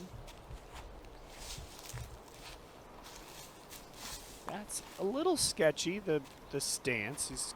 He's in this low area where a lot of leaves have collected. Can be a little bit slip prone. He's got to make sure to set that lower body, but this shot's not that long distance-wise. Looked stable to me. And the crowd likes it. Yeah, I think he'll be inside circle one.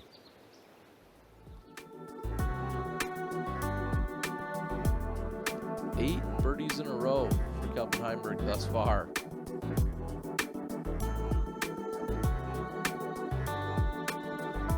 I think that's with missing a C1X putt.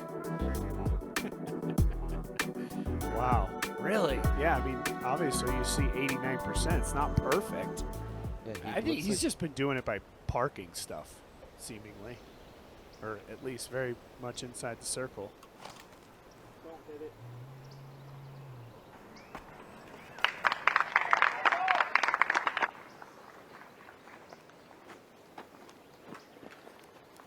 Should be right next to the pin.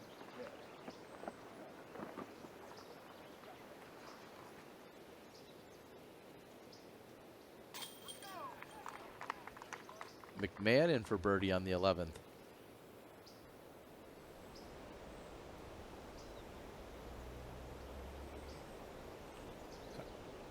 You know, outside chance for throw-in possibility from the lower section here. Now it's completely blind, but a lot of times we see more from where AB is. You can see him over here to the right. You'll see this little turnover shot with a putter up this steep slope. Yeah, but And a lot of times the players can give it a nice little run.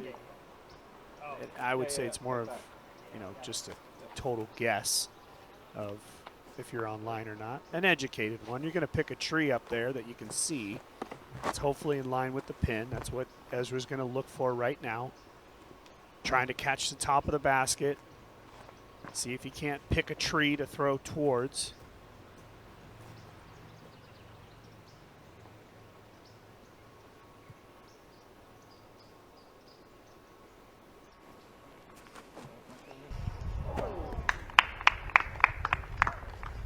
The right height, just about 3 feet to the right of the basket, though.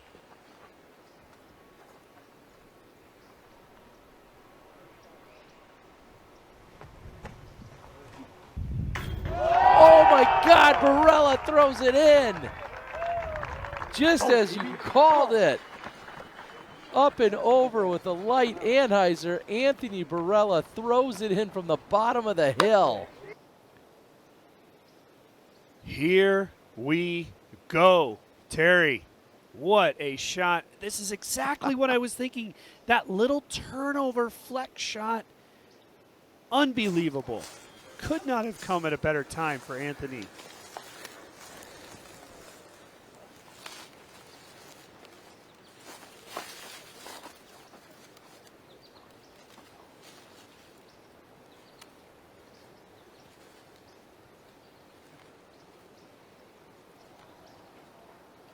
Hesitation from Wysocki for birdie. Off the front. Wow, dude.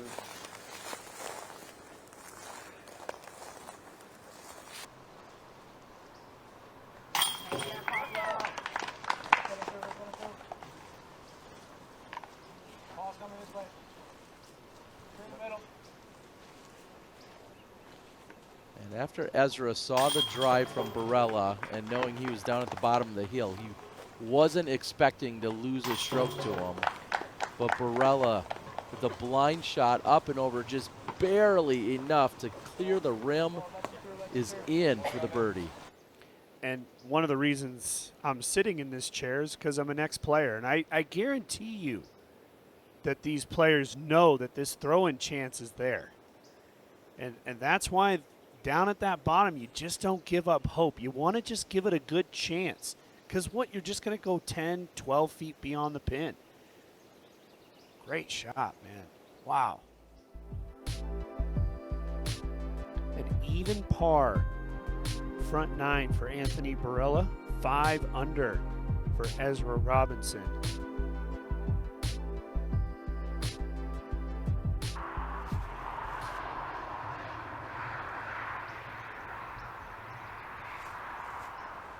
Lizotte trying to find a way to maybe get out of there with a par, but that's going to be tough to do.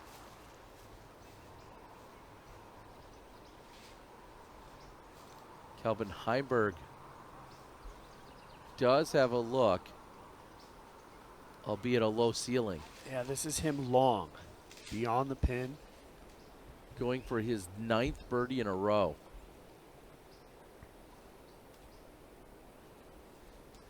With the way that Calvin putts, these little sawgrass pieces are really annoying. They affect the concentration big time. I just don't know if he had the height available to him. Yeah, he caught a little bit of that cedar tree as well. So Simon will need to throw this in to save par. I would argue he just needs to get it close because that's a scary putt that he has upcoming. Slope behind the pin. It's going to be a bogey most likely as we take a look at the 10th. Hole number 10, a par 3, 341 feet. Look at that. It's only 341. Playing is the 6th most difficult. If you hit anything early, you can kick right across the fence line OB. You can kick left way down the hill, and then you come up to the green. So if you get through cleanly, you still have to worry about these last couple of trees. And if you land on the right, you can't kick up and roll very easily. We've seen a lot of that. If you go left or long left, you have a very dangerous putt coming back towards that slope.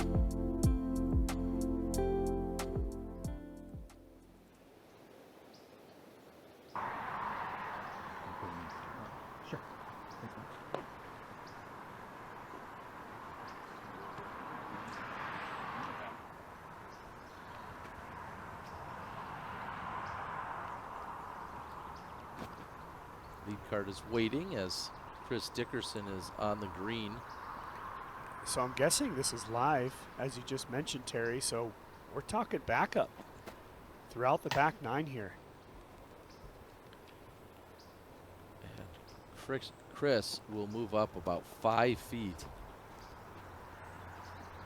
I think if you're one of these players on the tee, you really have to try to just settle in, settle your mind.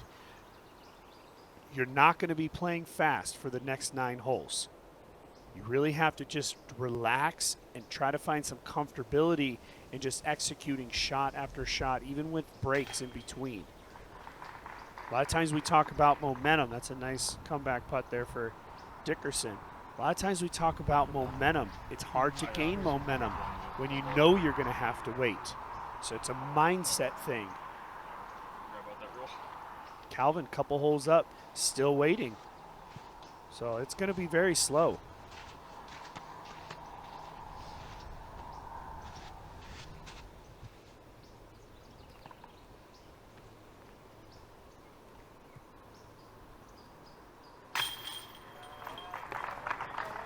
That's Lizotte for bogey.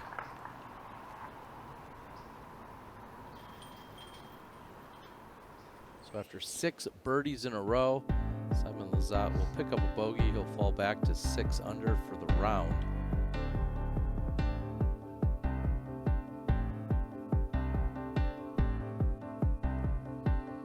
I actually think this backup comes at a good time for Anthony Barela, especially after that crazy, exciting throw-in. I think it allows the heart rate just to kind of drop a little bit. You know, he went running up the hill. There's all this excitement. You can kind of settle back in. You know, you're going to have the tee now. I really think this is a good opportunity for AB to sort of settle in, relax, start to see things a little clearer as he heads to the back.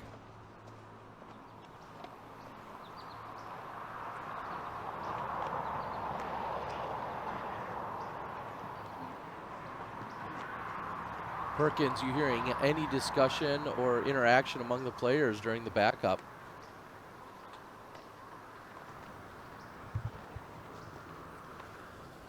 Oh yeah, there's not a peep amongst the players. They're all just kind of in their own lane.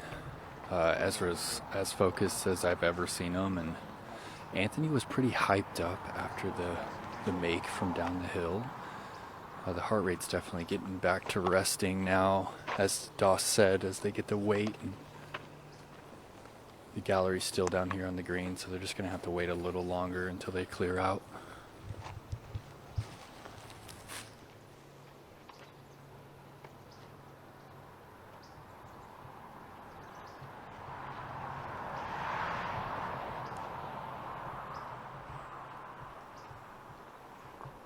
Looks like we're ready to go.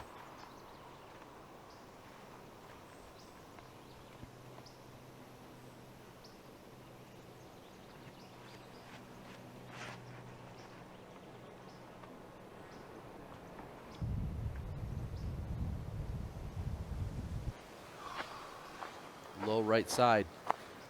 Doesn't get a kick or carry too far off track.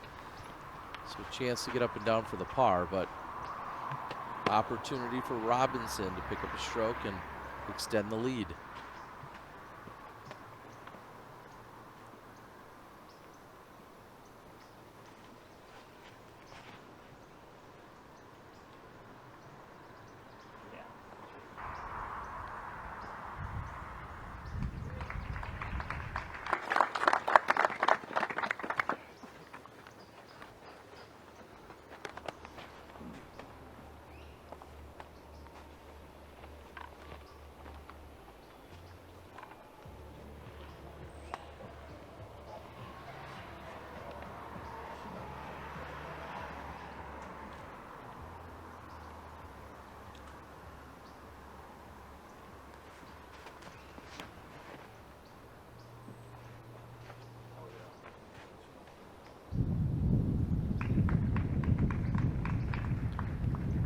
Ezra follows up McBeth's good shot with one of his own.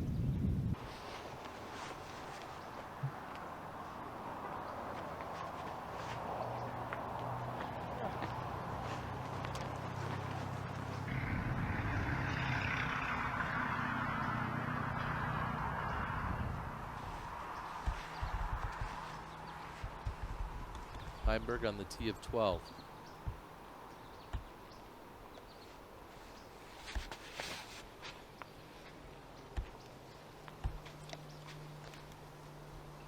That's got to sit down. Brings that OB line into play, gets beyond it. He will be safe, but a long way from the basket. Just wasn't a clean release for Calvin. It was kind of a fluttering, and it caught on the improper angle. Oh, that's pretty close to perfect. I like that for Simon. And as we scroll down, we're going to take a look at the cash line and where it sits, which is the top 44 players. So you're seeing Braden Sides right now after a great round, sitting in a tie for 42nd. Ezra Aderhold in a tie for 42nd. It's the top 44 players currently. Paul Ulibarri, Bradley Williams, Antala, Luke Sampson, all just outside of the cash line.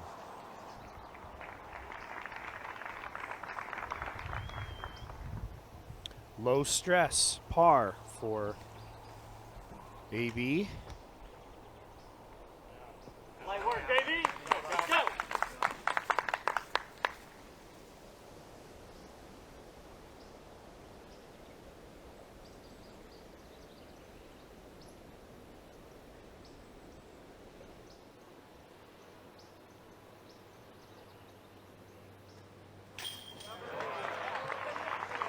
Wysocki with the fist pump. He likes it. Collect the birdie on the 10th. Great commitment by Ricky with the danger behind. As soon as he released it, he felt like it was a make. Classic Ricky Wysocki there.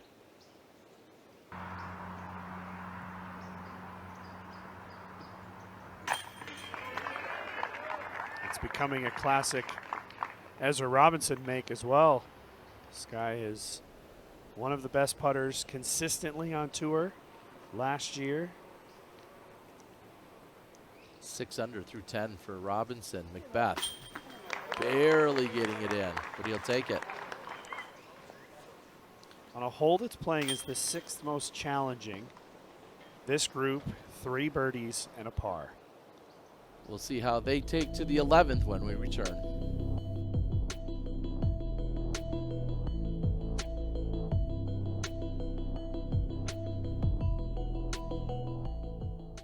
World titles, a name that defined an era. Now Ken Climo's legacy reshapes the game again. Introducing the first run lineup from Climo Disc Golf. Crafted from experience, inspired by greatness. Available in trophy and major line plastic blends, each disc features the exclusive first run stamp, a mark of history in your hands. Coming soon at ClimoDiscGolf.com and your local retailer. Here, the journey is as exciting as the destination. Every turn reveals something new. Hidden trails, crystal waters, and unforgettable moments. Whether you're exploring the outdoors or losing track of time, the possibilities are endless. It's where adventure comes alive, and memories are yours to make. Come find your escape, your next big play. Florida's Adventure Coast. Brooksville, Weeki Nature's place to play. We're tough. Yeah. And we love the outdoors, right? But poison ivy's nasty, even for tough guys like us. So we use Zanfel. Zanfel works fast and washes away the itch. Zanfel neutralizes toxins and washes them from your skin. In seconds, the itch is gone. Healing begins. When you get poison ivy, get Zanfel. It works. Immediate relief, and we're right back to being tough, right? Right. Got poison ivy, get Zanfel. It works.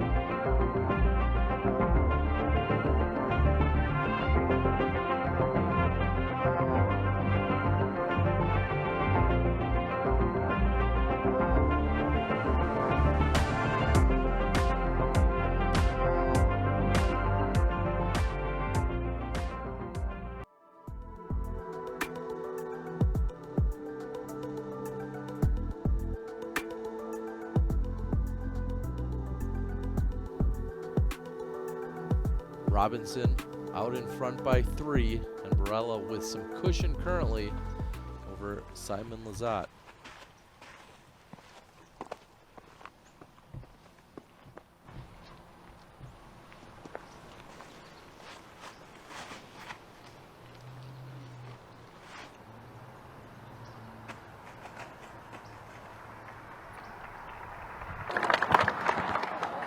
saw in the picture-in-picture, the second shot of Simon, he was just short of ideal. This 11th hole, you have to find a small circle out there so that you have a clear second shot back up the hill.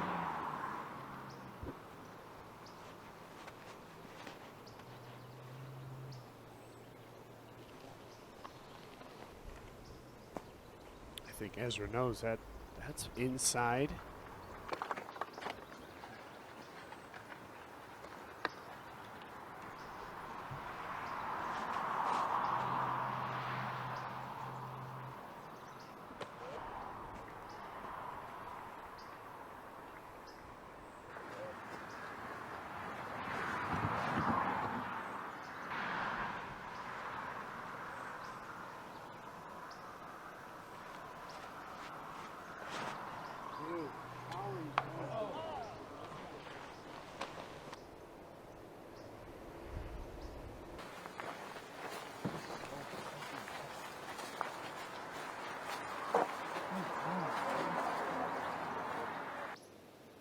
Another look at this tee shot by Barela.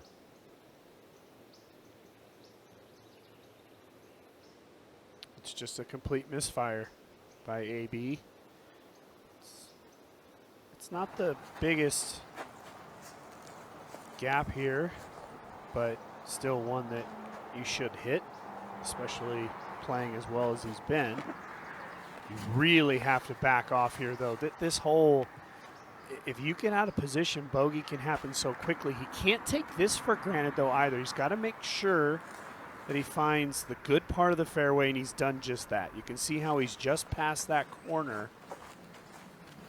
That cedar tree is going to visually be annoying. It might affect the swing just a little bit, but nice job by AB. He's going to have to make a good third to save the par.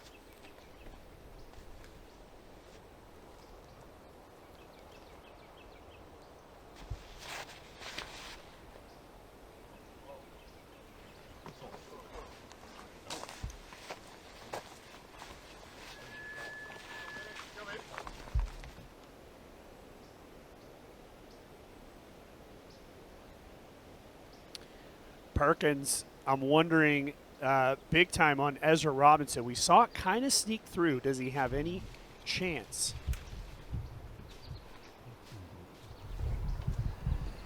Yeah, it pushed past that oak on the corner, and he's got a nice little window from a knee through the cedars. But again, they're just going to have to wait. The chase card is having troubles up here on the green of 11.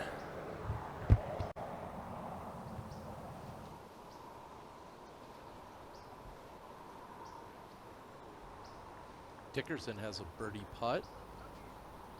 Once he gets comfortable, that is.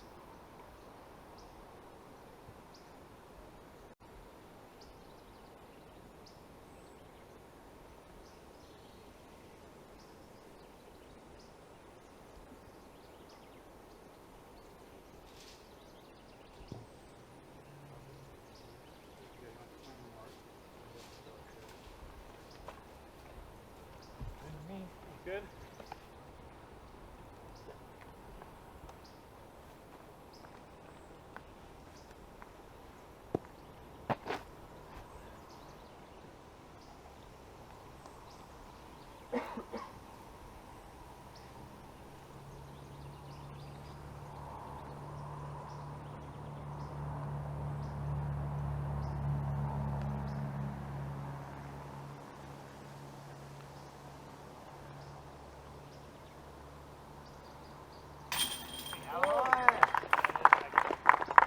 He makes it look easy.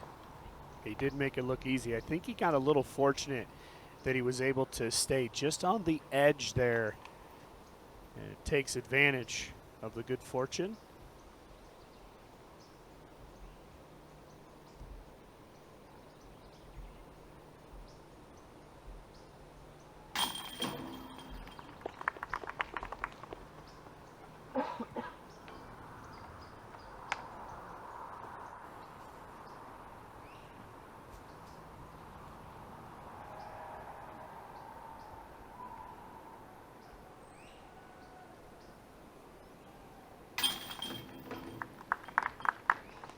Klein and Dickerson with pars.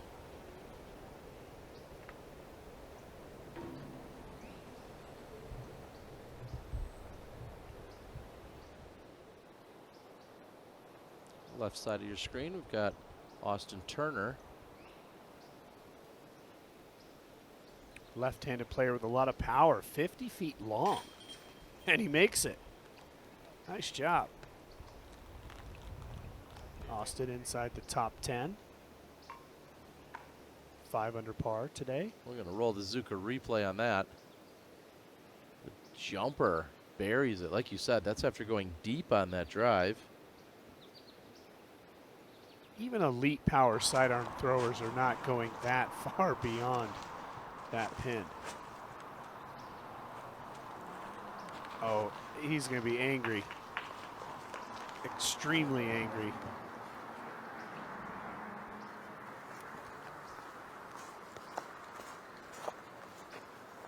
The fear I have for Ricky is he got to the top of the ridge. He's going to have a look at the basket, but if he misses, it slopes away behind the pin. A bigger number could be upcoming for Ricky. Got to keep a close eye on that. Make sure to not miss it long.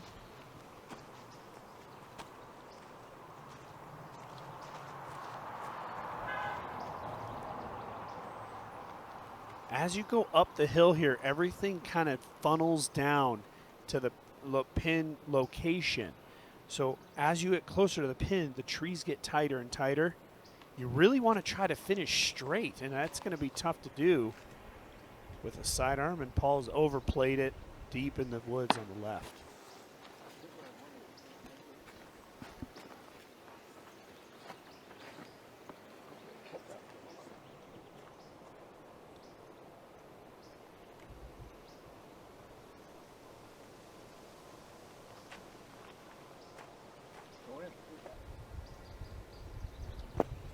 Enough height for him to actually throw that into the elevated pin that's already up on a hill. At a certain point, Anthony Barela just might need to be really aggressive with those. Yeah, another pressure pack 20-footer coming up for AB for par. And as Nate Perkins said, Ezra has a little gap here. He can get aggressive. It's not that long of a shot. You saw AB just throwing his putter here. I would expect a similar slowing flying disc. He might have to go to a mid just because of these initial branches. But I like picking anything that'll get a nice straight flight here for Ezra.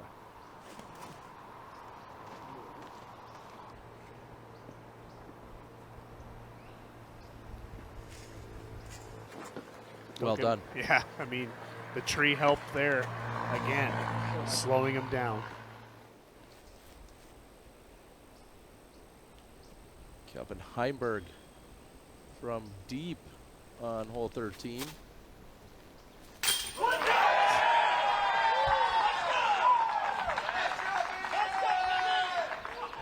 Special day for Calvin Heimberg. That is a beautiful putt. 9 down through 13.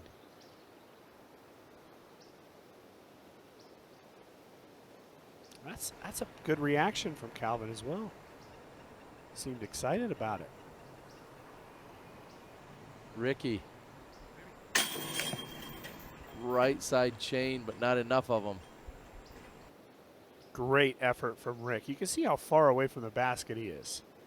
And nearly makes it. Just needed a few more chains on that right side. He certainly thought he had it, and as he was starting to run it down, like you said, pressure packed for Barela.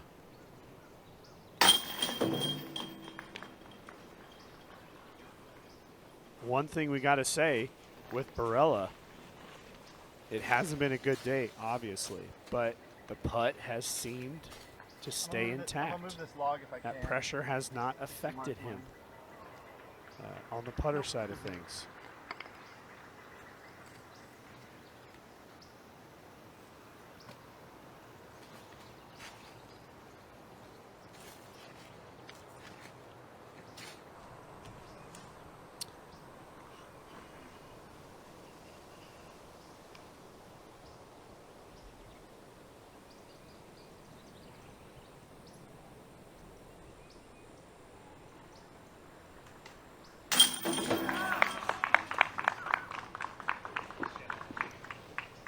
All right. Yeah, I was going to say, McBeth fighting for that one. Yeah, nice little bonus birdie there for Paul. Could easily have been completely stymied.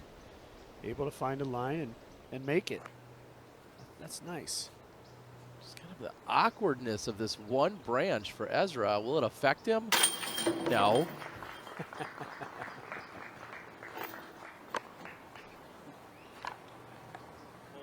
I have a feeling right now with a 4-shot lead that the only person on the planet that can stop Ezra Robinson from winning his first Pro Tour is Ezra Robinson.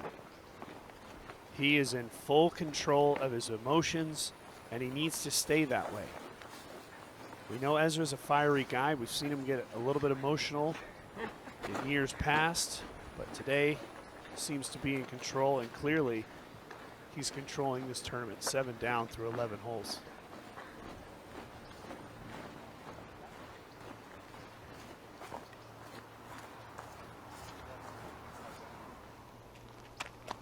Lazat to tee off on 12.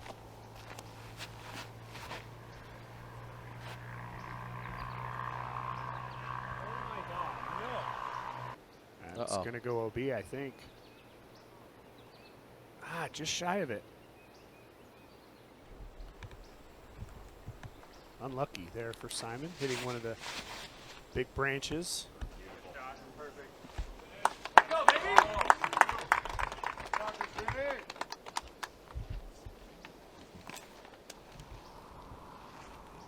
Klein going forehand on 12.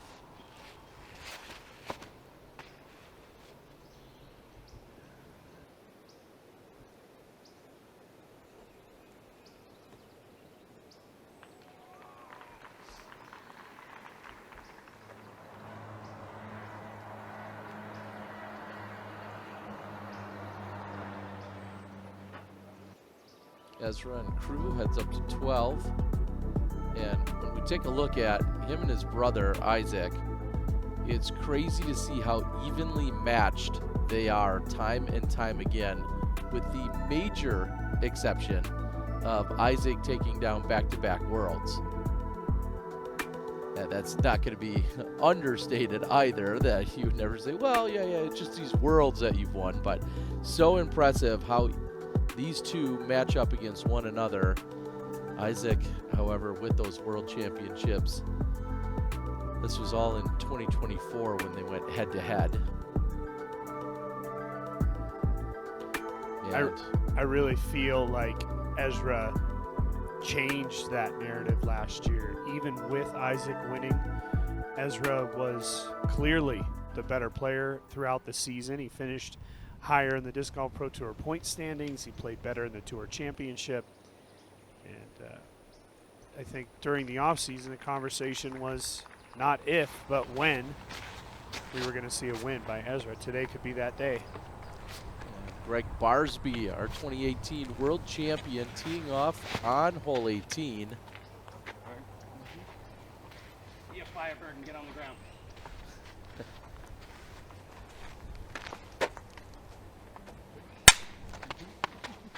And Greg Barsby is having a pretty good round, and also made an announcement today that he is officially engaged. Congratulations to him and Casey. We've seen them out there both on the tour, always supporting one another. Whenever Greg has been putting on clinics and traveling around and doing things, Casey has been doing so much to help him further his career and support him, and then Greg has found his ways to support her. Saw the announcement this morning. We so happy for you guys. Congratulations, Greg Barsby, along with Casey, engaged, and Barsby's trying to earn a little extra wedding money here right now. He's currently sitting in the cash line comfortably in a tie for 37th. Yeah, I've known Greg since we've been young kids. Probably met about 9 or 10 years old in California. Just so happy for him. Wish him all the best.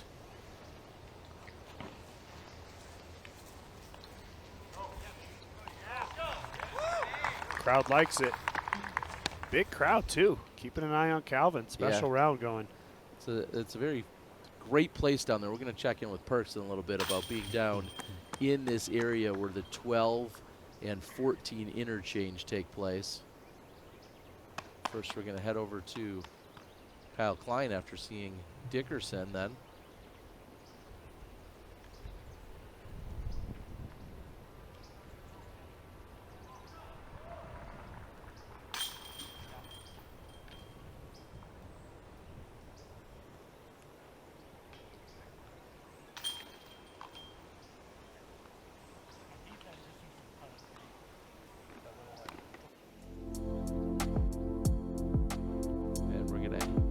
Take a look at the 12th with our drone preview brought to us by Zenny, eyewear for everyone. Par 3, 563 feet, big downhill tee shot.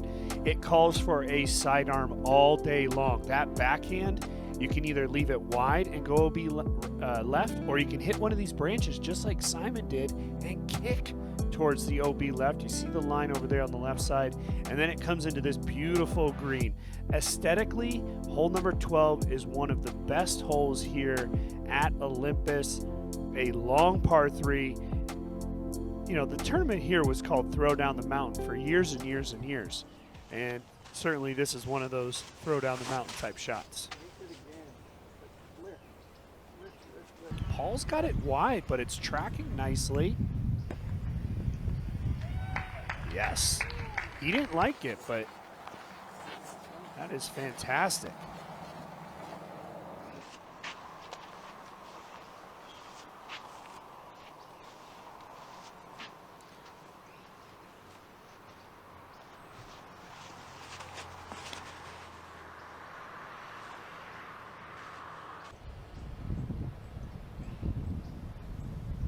I don't think we've seen a better backhand than that. That's pretty good. It's wide. We saw Ezra make a putt from there day one.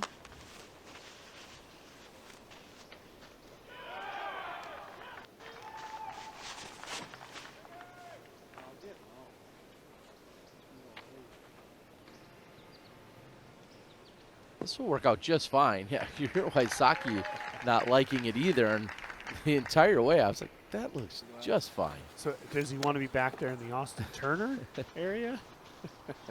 Huge shot here for Barela with Ezra outside the circle. He really needs to put one inside the circle here. Make Ezra think just a little bit. And he's closer than Ezra, but will still have some length to the putt.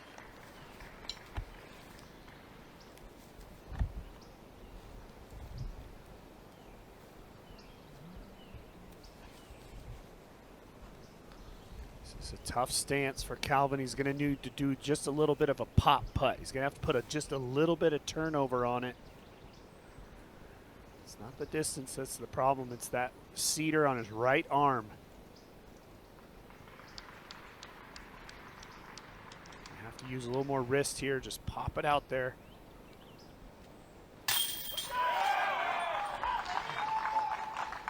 $10 under for Kelvin Heimberg through 14.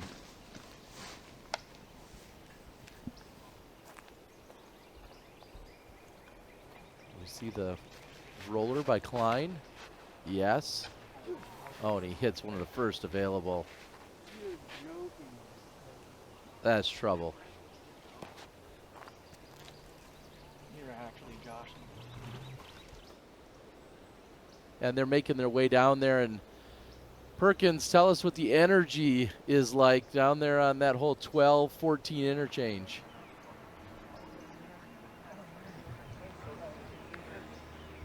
Yeah, it's a really nice spot to be. I mean, you're seeing the disc come down from 12, and you kind of got to watch your back over on the 14th. And, you know, the tee of 13 is kind of right behind this VIP tent. So it's definitely the place to be right now. And yeah, we've been getting sun all day, so the tent's a nice reprieve. And it's cool to turn around and see them try and throw this really technical tee shot of the 13th. They're having trouble with it. Ezra was having trouble finding the line there. That was not a run you would have expected to see from him. Yeah, that's the typical miss we see from Ezra, as he likes to aim left to the basket and pull it into the chains. That one was way overplayed. Here's AB with a big chance. Wow, and he misses. Not something that we've seen often.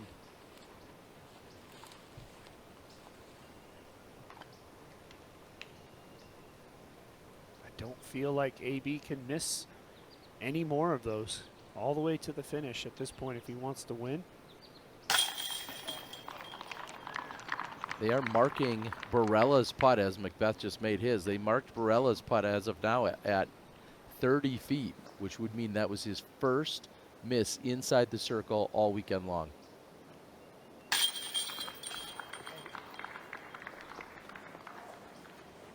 And it just goes to show you, had he missed the first putt of the tournament from 30 feet, how less inconsequential that would have been, or less consequential that would have been than this one.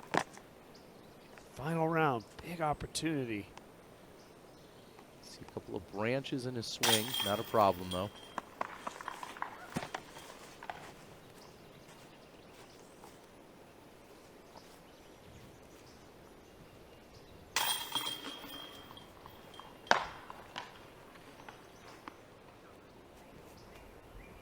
This next tee shot, this is the one on 13 for Ezra. It's going to be one of those points of these final 6 holes that he's going to need to really avoid a big mistake. Something like that would be what I'm talking about. That's going to be Simon. That's going to be struggle to make par. 13's a par 3.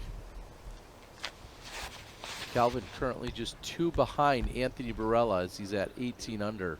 I think Calvin's the favorite to finish runner-up. I mean, he's playing so good. Calvin just 2 back of Barela, who's 4 behind Ezra.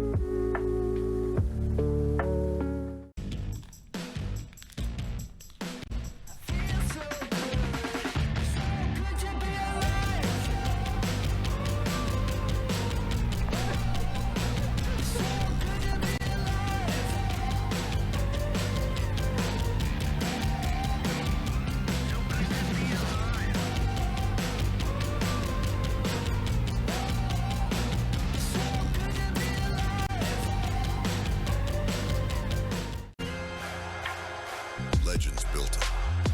The next generation is elevating it. The most dominant team in disc golf history just got deeper. World champions, record breakers, the future of the game, united under one banner. This isn't just competition, it's a legacy in motion. This is the next chapter. Discraft, built for flight.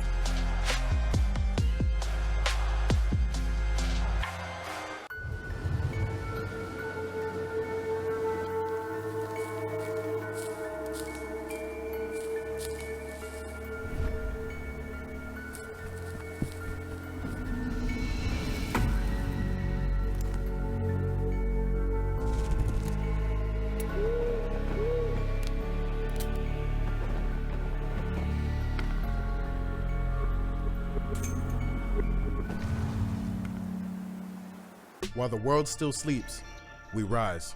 When others find excuses, we find strength. This is where the work begins. Late nights, early mornings, this is who we are. Discipline is our lifestyle. We push through the sweat, the pain, and the doubts. When the road gets tough, we get tougher. We aim higher, hit harder, and dig deeper.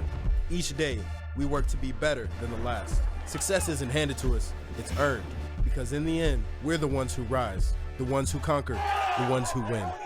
Hey everyone, Gannon Burr here, and I want to invite you to compete in the Power Disc Golf Academy Championship Series.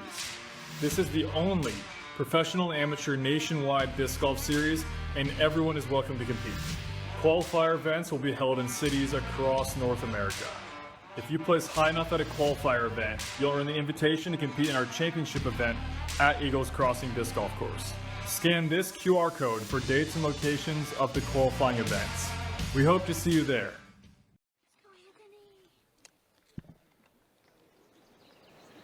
Gotta believe Anthony Barela is going to need to do something special here.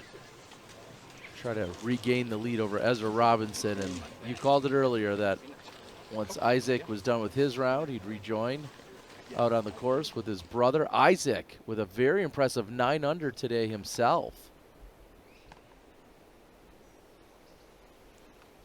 Lizotte has a chance to save the par after that terrible tee shot.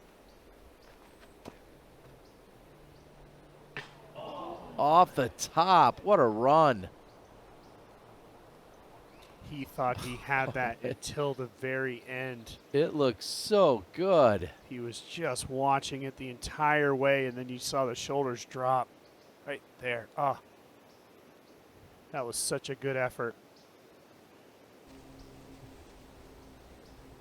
Heimberg with his second on 15. Remember, day one, he almost threw this in for 2. I could go for an albatross right about now. I think Calvin could go for a tap-in eagle.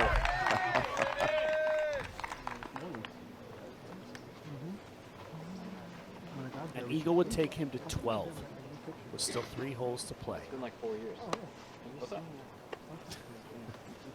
McBeth's like, oh, who's this guy? Oh, some guy just showed up. He's got sunglasses on. I don't recognize him. He's current 2-time world champ. Yeah, look at Isaac's scorecard from today. Moved himself up quite a bit with his 9 under effort.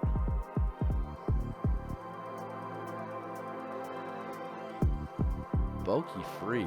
And his brothers following suit. Yeah. A lot of working out. Yeah. So this is, and then,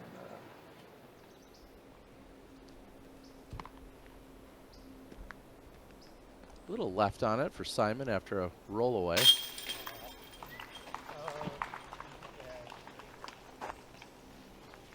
Almost 25 feet if my paces are correct there.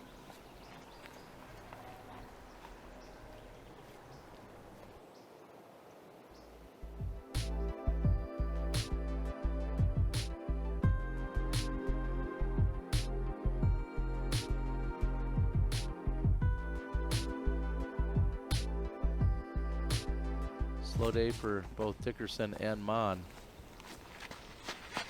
#1 rated player in the world, Gannon Burr.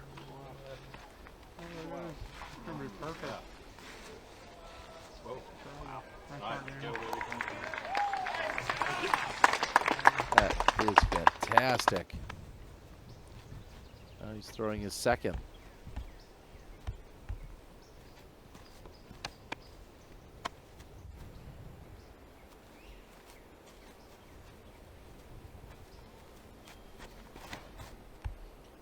Gannon just 2 under on today's round.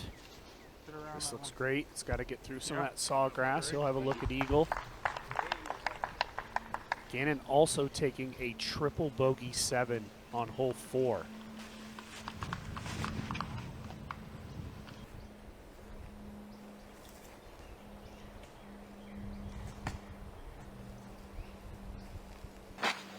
One late tree prevents that one from getting all the way to the pin.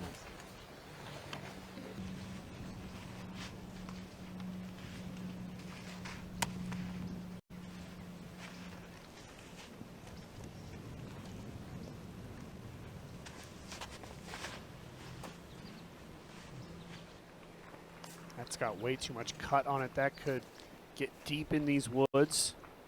I think that tree slowed him down a little bit. Ezra really has to just be focused on keeping this clean. Do not assume, there's not a lot of birdies here, so you're not assuming your group is going to make a birdie. Your shot just needs to be clean. Don't make the big mistake here.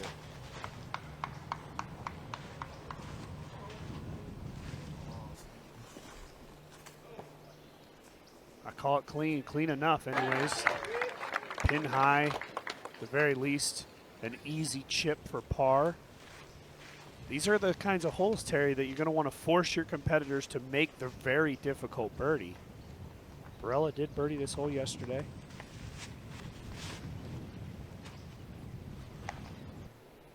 Not today.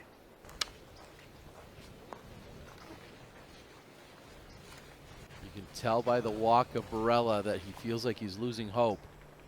And if you're Ezra, Frustration setting in. if you're Ezra, you should be walking with your shoulders up high because you just avoided one of the big, horrible, potential big numbers. That's not good for Simon. Simon says, wow, because he pulled that one so far right. Linus Carlson. Yeah, he'll cash in a birdie. What a group Linus is playing with today. You have Burr and Calvin shooting course record. Also Eagle McMahon. Okay, par secured. The question is, Perks, what does Robinson have for a look, if any? We'll ask you that in a second. First, we're going to watch Kelvin.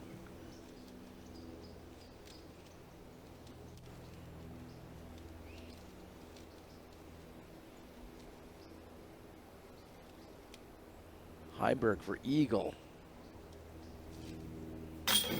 Yeah, why not?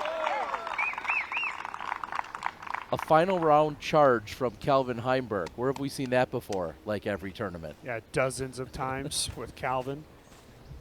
I just wish Calvin can do this on the lead card come final round. He's had so many opportunities, but today he is now in second place, tied with Barela. Good approach by Rick. Perks, what is Ezra looking at, if anything, from his lie? Now that force filtered all the way through past pin high. He's got a clean look. He's going to have to get under a little cedar and over another one. It's about 55 feet, but definitely makeable.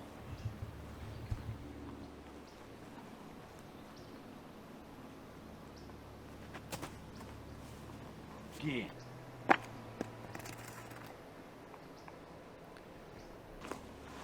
I love the fact that Ezra is continuing to carry his own bag. I think that's going to keep the flow for him the same. His brother's presence is just a calming effect. It's got to be so nice to have your brother there who's been in this position and really just wants to be there to support his brother. I love that.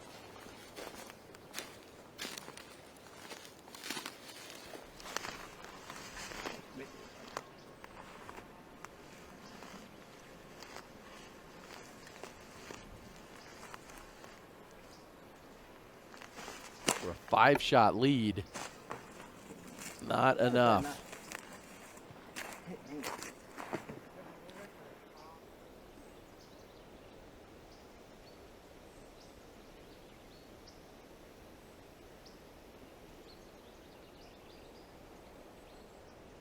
Kind of no harm, no foul here on 13. You just push.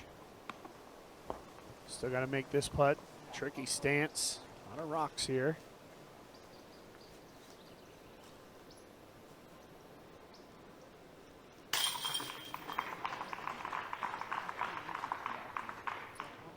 It's amazing to me how Ezra and Isaac grew up playing together. And there's almost no similarities in their game.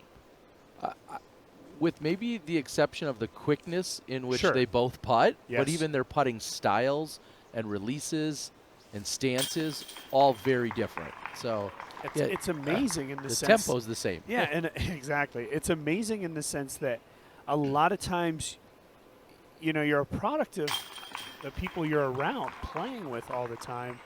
And those two just have their own individual style. Clearly, it works for both of them.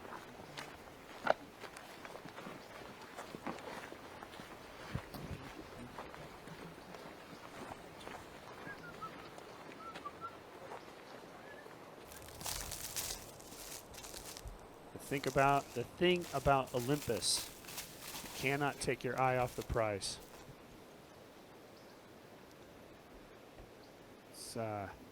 This course can bite you in any number of ways very quickly.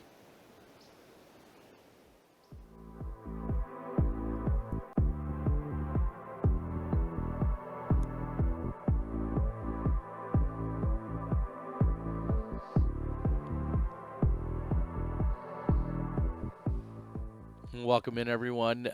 Nate, as I'm looking at the leaderboard, okay, you're thinking Anthony Barela's in second place and he's tied with somebody, but it's not with somebody else that was on the lead card. And that, of course, means Kelvin Heimberg on this ridiculous tear.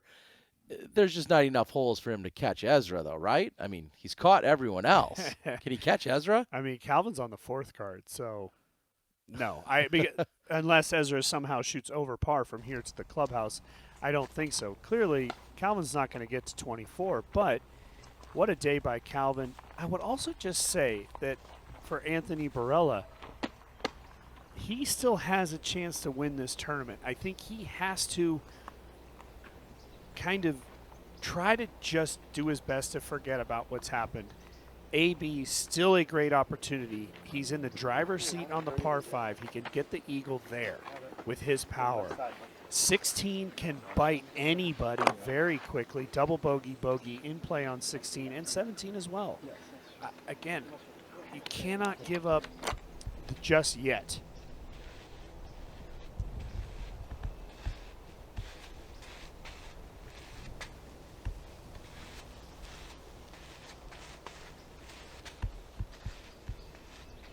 $16 still playing as the most difficult hole on the course, averaging 4.69 for our competitors. We've only seen 6 birdies so far today. It was clean and the crowd likes it. I think a chance for Calvin to get birdie here.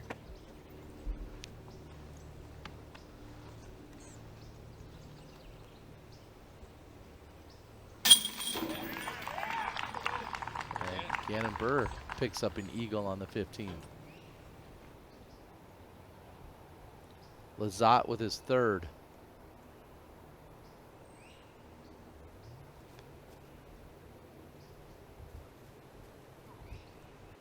Just gonna drift just left of the pin. And he'll probably have to take a knee and have a low ceiling there, but still makeable.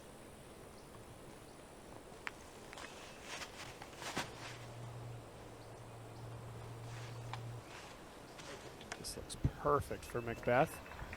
Got to avoid those patches of sawgrass. He's done that nice. And oh no. Ah, that sucks. Probably a forehand coming up. Yeah. Standstill. Now you would go to a forehand on the second shot here more often than not anyways. The difference for Paul is that it's going to be, as you said, a standstill. Very unfortunate. That is smashed by Ricky. Way out there.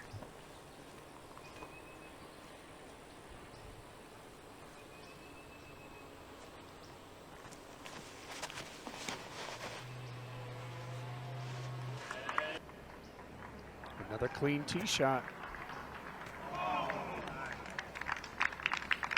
With big distance at that. What scares me is the second shot, as Ezra yesterday had a really terrible shot. Heading into the green here, almost went OB left. And him being that far left, Terry, I'm concerned about the angle for Ezra.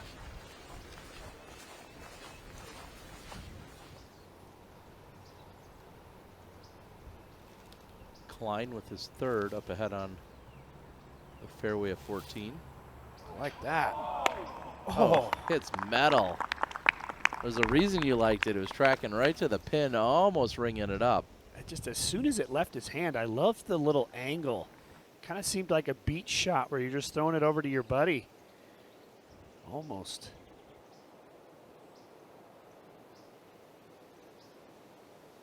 Too bad his buddy dropped the Frisbee, though.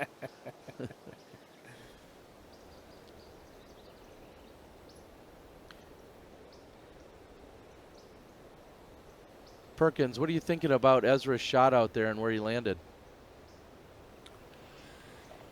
Yeah, that skip left kind of hurt him. Ideally, he'd like to be 20 feet to the right so he could throw a mid-turnover. He might have to try and punch through the small 15-foot gap on the right. We haven't seen too many people find success with that line. All right, as we watch Jake Mon put in on 14. Simon, a similar putt. This is the safe par after a less than ideal tee shot, and he's done that on back-to-back holes, or at least he had a look on 13. Didn't quite get it, but here on 14, he saves himself. The shot memory is what I'm most concerned about with Ezra here. He remembers yesterday what happened. I mean, it was a terrible shot. It almost went out of bounds. He stayed in bounds by maybe a foot or two.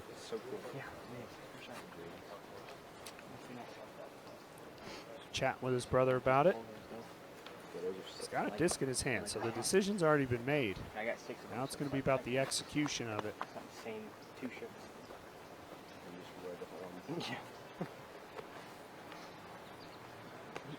Might go to the forehand. It's been kind of lining that up potentially. That would be the safer play. He doesn't have the biggest forehand on tour, but serviceable enough here to give himself a good look.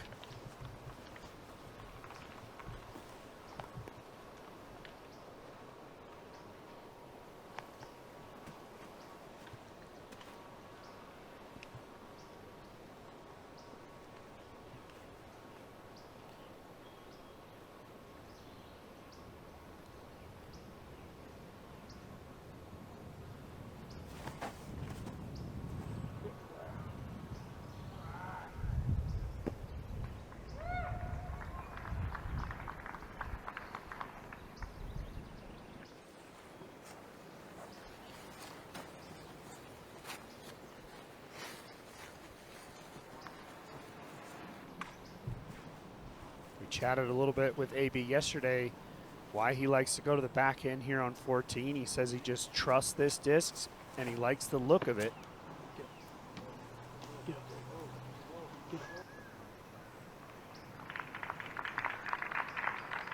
He'll have a look for birdie.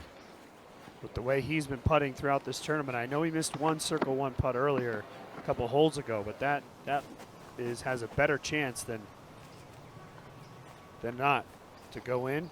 Ezra going to go to the sidearm. He does have enough power to get there. He's got to commit though. Little tailwind here, going to help him along. Off the left.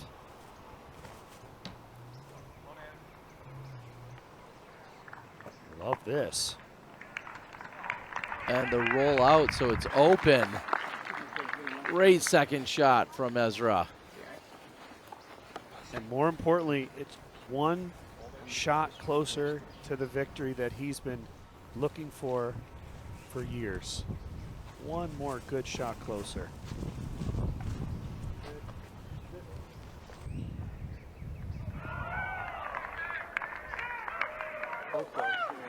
Thank you.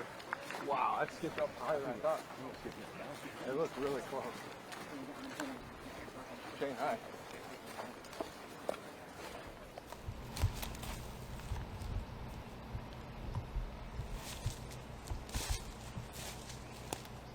Very few tee shots have been this good on 16 this weekend.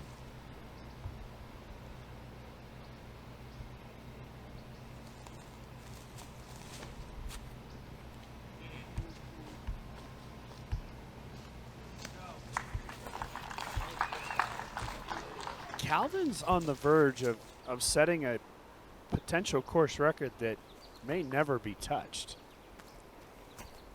He has the chance to get to 15 under. He finishes with 3 birdies. No way. Oh.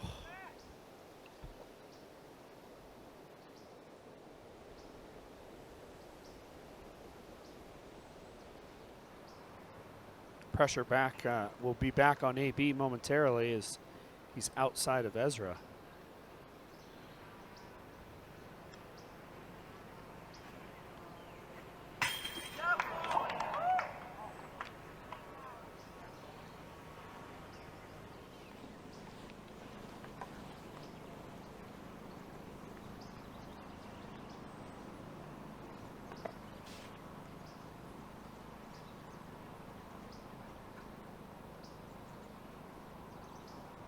Barela hasn't birdied since the 9th, and he's not getting this one. It's all mental, Terry. I mean, to not draw metal on a wide open putt, you would have never predicted that. It's all not in his with head. what he's done this weekend. As Wysocki is going to take advantage of the solid forehand approach. And you've got to hand it to Ezra, who is just continue to put pressure on the field and not making it easy on AB.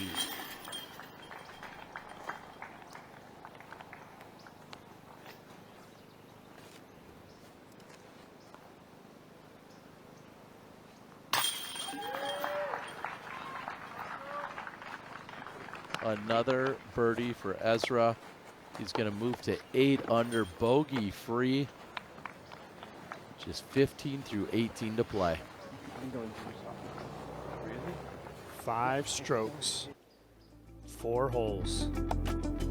That is what dreams are made of, and that's what it takes to win these big tournaments. We've already talked about it today. Ezra Robinson, the highest rated player without a Disc Golf Pro Tour or major victory. The odds of that changing are getting better minute by minute. He's sitting in the 1040 club and above, and like we said, that's likely to get erased if things keep at this pace for him.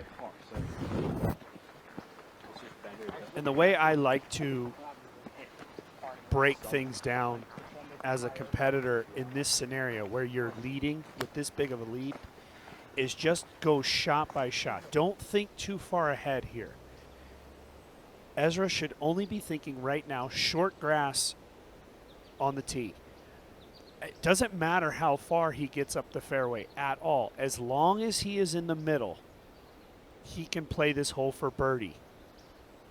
And I think that has to be the focus right now. It's not about getting that big distance. It's about keeping it down the middle. Give yourself a nice clean lie so that you can try to just get your next shot up to the left in a safe spot. So just break it down shot by shot. Don't be thinking too far ahead here.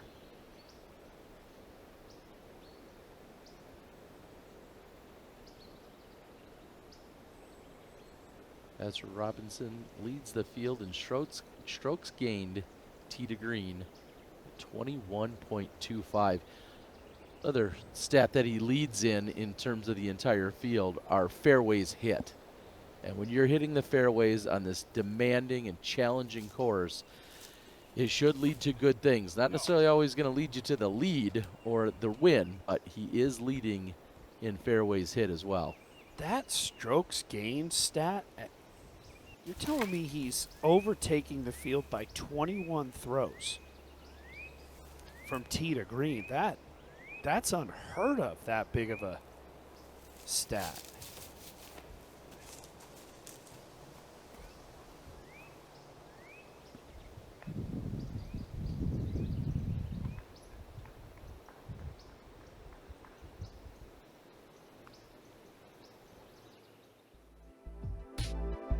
I still think about the fact that after day one, Simon says if you get to 21, most likely you win.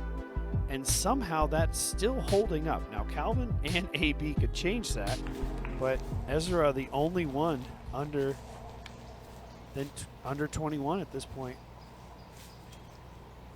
Calvin doesn't even need to take off his bag 3 for seconds from now. a birdie on the 16.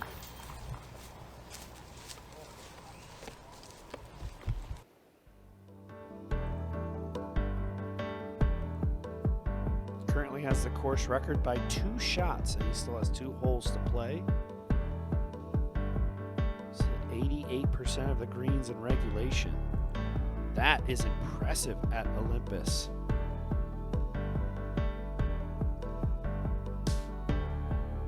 He just birdied the #1 most bogeyed hole on the course. And he did it with ease. Perfect tee shot, nearly perfect second shot, and just a tap in.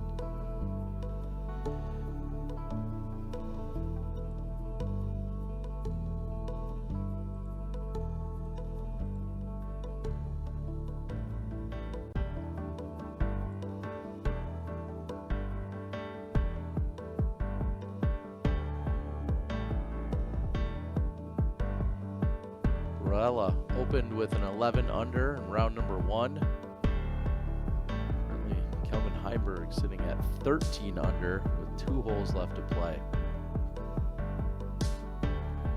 Nice bounce back for Adam Hammes. Yesterday was not good whatsoever, and today 6 under par. Still got a couple holes to play, but he's inside the top 10. Now every single name inside the top 10 is one that we've seen, and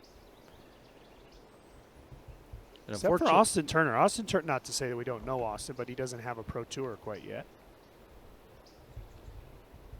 And not only have we seen them, but unfortunately we might be seeing them in the next few minutes with all the backups that we can anticipate coming up over the next few holes. It's comforting to know that the 4th card is now on the 17th, which hopefully the 3rd card is playing 16 right now, and this is the chase, unless I have that wrong.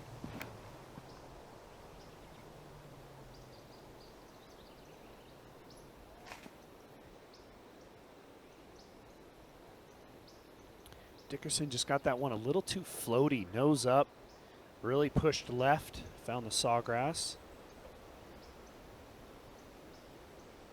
From down there, kind of mid part of this fairway, you want to make sure that you keep that nose down, really penetrate back there.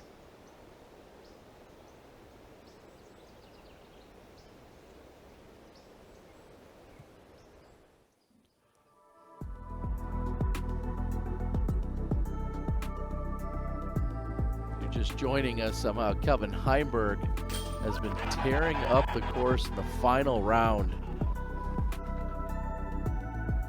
Long putt on 13, then he'd come back on 15, pick up an eagle. Perfect positioning off the tee of 16, sets him up for this forehand. And the forehand would put him to within 10 feet. Picks up a birdie on the most difficult hole on the course. Now he heads to the 17th. This is the most challenging shot that he has left. Gotta go up and over this ridge. Land in a small area of inbounds.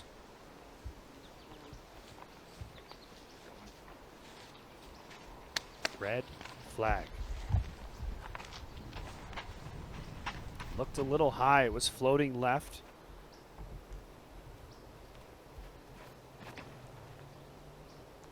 Klein with his 3rd throw on the 15th. He'll have that left for birdie. Kyle was much closer to the basket than Dickerson, but that's the line that we like to see. That kind of low power line pushing forward. Can't get it too far up in the air unless you have a lot of spike on it.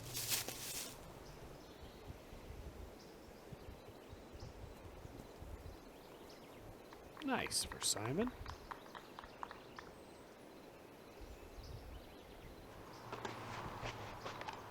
And that's Catch Cam Josh of Jomez Pro, who's been out there as one of the best catch cams in the industry for a number of years now.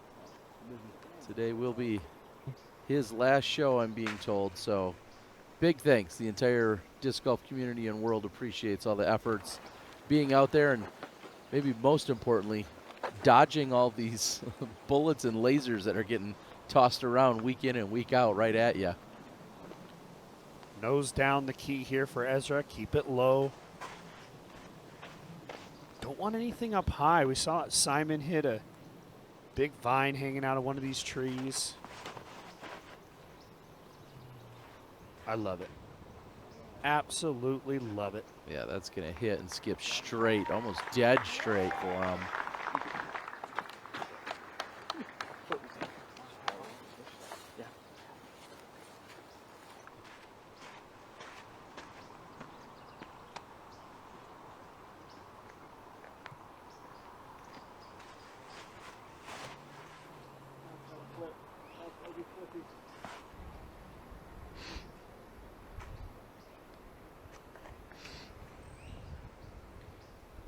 a shot like that is exactly what Ezra is trying to avoid. If you just get it up too high, this is such a straight fairway and the rough is so thick on the left side. You really have to try to avoid that.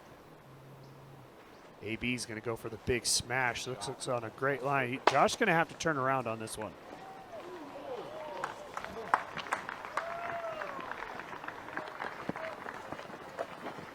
Perfect shot by Barela. Great position to make eagle. There's a special code about always finding the right spot to hopefully never get turned around, and then AB steps up and says, "This is your last day? Well, let me put it right past you." Ezra was pinned high with catch cam Josh. AB's turned Josh around more than once in his career.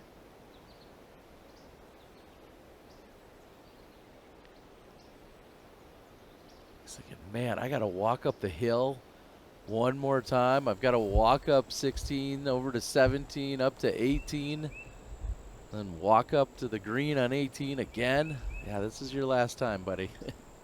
We appreciate it. So this is an interesting spot for Calvin. Might have hit something and kicked down right to land in this spot. It's kind of shocking, honestly, this lie. But this brings in a bigger number. It does, because if you don't have the discipline to just take the bogey and move on, you could turn this into so much worse. We've seen some of our FPO players in this exact spot get to the FPO pin, but that's considerably short of the MPO pin. And look at this, Heimberg staying disciplined and is just going to pitch over rather than trying to create some type of hero shot, something that could possibly get up there and maybe salvage a par. He's just going to play for the bogey. And it would be a good bogey from that point. Shot not easy, still coming for Calvin. Nice job from Klein.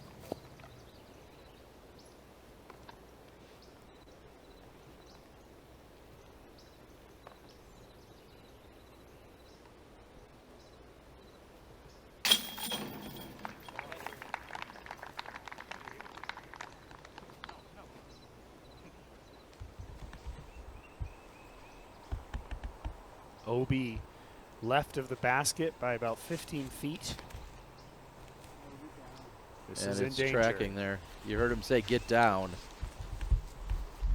There's no chance that's in bounds.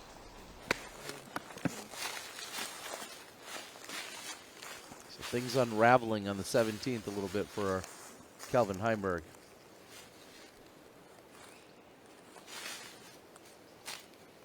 We'll see what McBeth is forced to do. And Paul's really struggled with this hole, even back to the All-Star event. His tee shots have just drifted left here.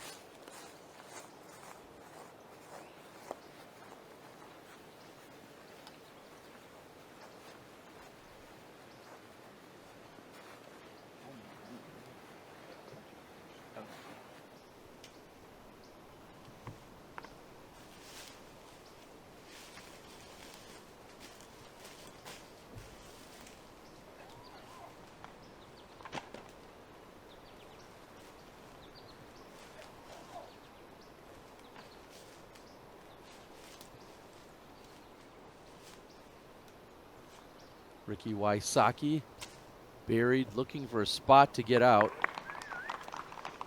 Ricky, of course, led the entire field in 2024 in scramble rate. Did so with a 63.12% scramble rate, which is exactly what he's going to have to lean into here. And that scramble rate is attributed to Ricky's ability to make big circle 2 putts. So he gives himself a lot of looks, but he takes advantage more often than the average, even great player. So good. Because in this situation, Ricky can scramble for a birdie. He can get it up to that basket, make a putt. Robinson, the only thing he has to avoid is going right. There's an out of bounds about 50 feet to the right of the basket. Anything left is just fine. You only need a birdie here.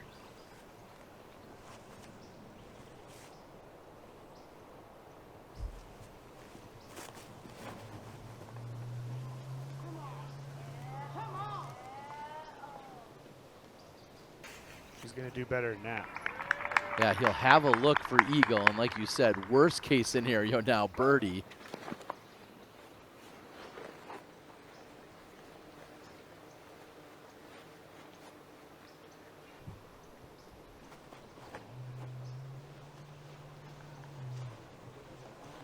You see everyone so respectful of that right side OB. This is just the bailout zone. Let it, put it on the basket, and then have it finish anywhere to the left. Just do everything you can to avoid an unnecessary OB. Basically a must eagle here for AB. It's going to need to slide. Get past that. Nope, it's not going to. And that's going to be a terrible lie. The sawgrass is going to be right in front of him, even with how tall he is. It's going to be a challenge.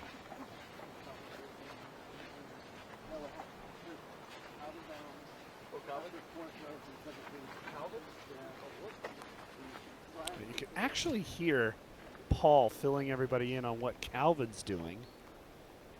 That's an interesting conversation going on.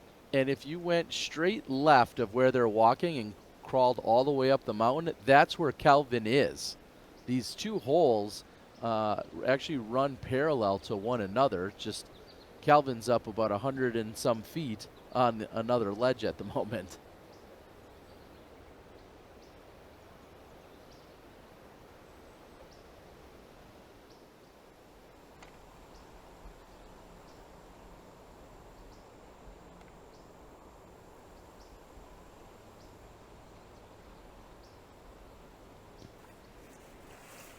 It is confirmed, at least via live scoring, that Calvin did go out of bounds that second time. Little horseshoe putt action coming from Wysocki.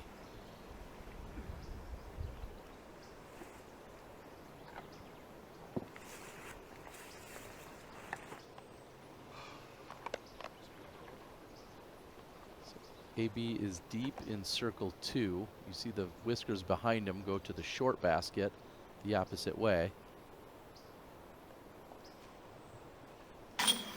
Yes. All right. A little extra breath there for Anthony Barela. Incredible focus by Anthony Barela. The sawgrass was in his release. His hand actually had to go through them. Great job by AB. Keeps the putting going. He's had the 2 misses, but that was a huge one.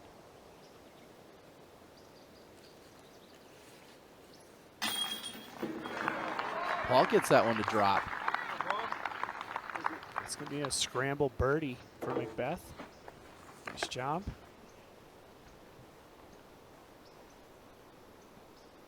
Cannot miss this right. Not gonna. Ezra answers with an eagle of his own. AB picks up no strokes with the eagle on the 15th.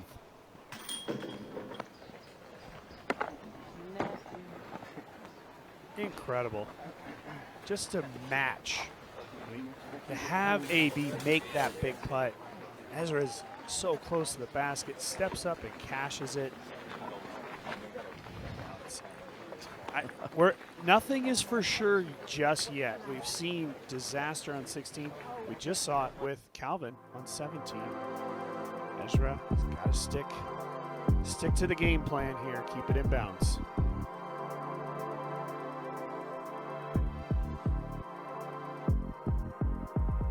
Up 5 with 3 to play.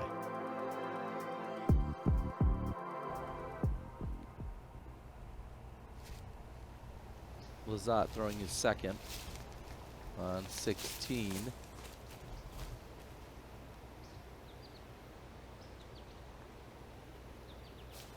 Well, I guess that's all the reaction we need to know.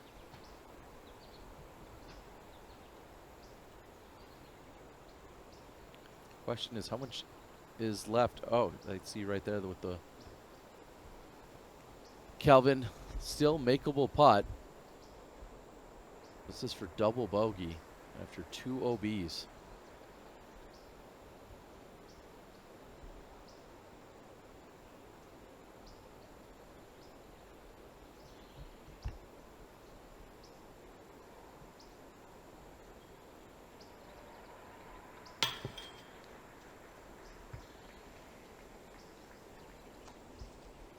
A triple bogey on the 17th for Kelvin Heimberg. Yeah, he just tripled. Count. Triple? Yeah, he just tripled. Oh. He must have went short.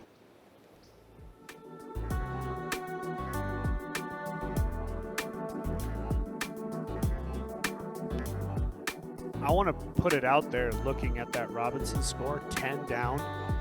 He's now just 1 shot behind the course record, and to do that in the final round, of course we still have 3 holes to play. Impressive stuff. Started early, the big putt on 2. In position on 3, that would be the 2nd birdie in a row for him. He'd get 4, which places the 2nd most difficult hole on the course. Then he walks up to hole number 5, filters all the way through. It's a little roll out there. I'm not sure. You're right, that was a difficult spot, but felt like he could do no wrong today. That went in for birdie. He'd walk up to 7, put it right where he did in the previous couple of rounds. Cashed that birdie in, was off to a 5 for 7 start.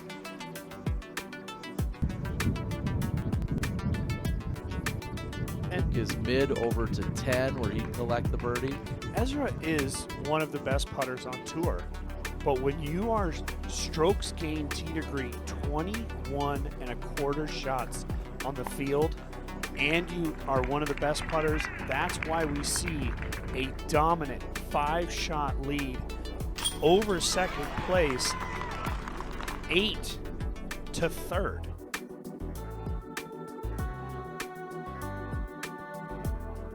Quickly erased the deficit between him and Barela and has just taken off ever since. I'll say this, coming up on 16, I'm actually okay if he goes out of bounds. That's the 2nd worst thing to do. The first worst is to hit anything early. If you're early and you kick left, or even if you stay short, it brings the OB into play on the next shot, and that's where we start to see big numbers. So the focus for Ezra here is to keep it clean down this fairway.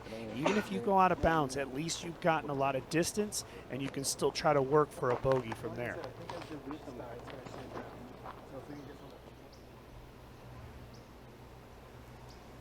I know it's probably tough to keep up, but where are you at, Perks? What action are you taking in, and what are you hearing out there?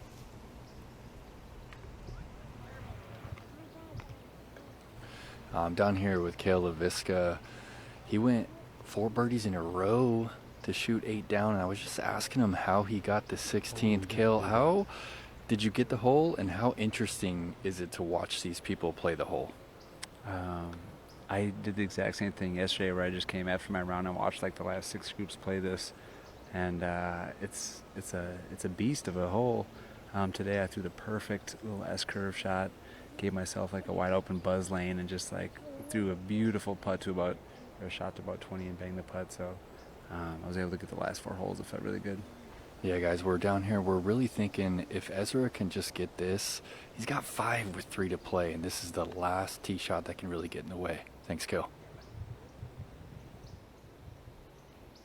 Great insight and strategy as we're watching Simon Lizotte. Cale moved up 20 spots today into a tie for 20th, so congratulations to him.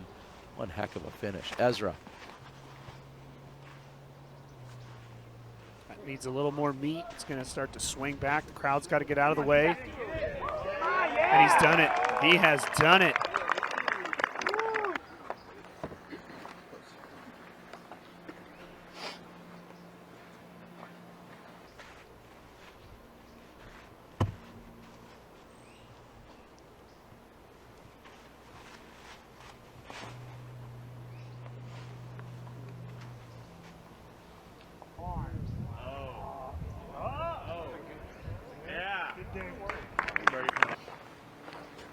Ezra's in his own lane, but at this point, he barely even has to care what the other guys do. With that tee shot, so much pressure has been relieved. Oh, yeah.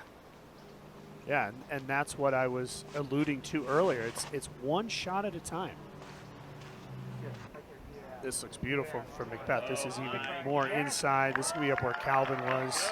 A little shy of that, but good shot. Yeah, it's just one shot at a time. He's so locked in. He's going to, you know, try to just ignore everything else. Try to ignore the crowd, everything. One shot at a time. You still have a very dangerous hole in 17 coming up, but you've gotten past the tee shot on 16. We're starting to get to that point of etching the name on the trophy of Ezra Robinson. It was out of bounds. We saw one hit yesterday. The stake can stay out this time. It rolls in by a few feet. And this crowd, they are hyped for Ezra. They know just as much as we do how much today would mean for Ezra. So after a triple bogey by Kelvin, he's back to 10 under on the round, which aren't words you could usually utter in the same sentence. This looks inside. That could be OB. And he's going to have to go to the drop zone. Wow. Unraveling. I think it's a good example, though, of what can happen. Ezra has to avoid is stuff like that.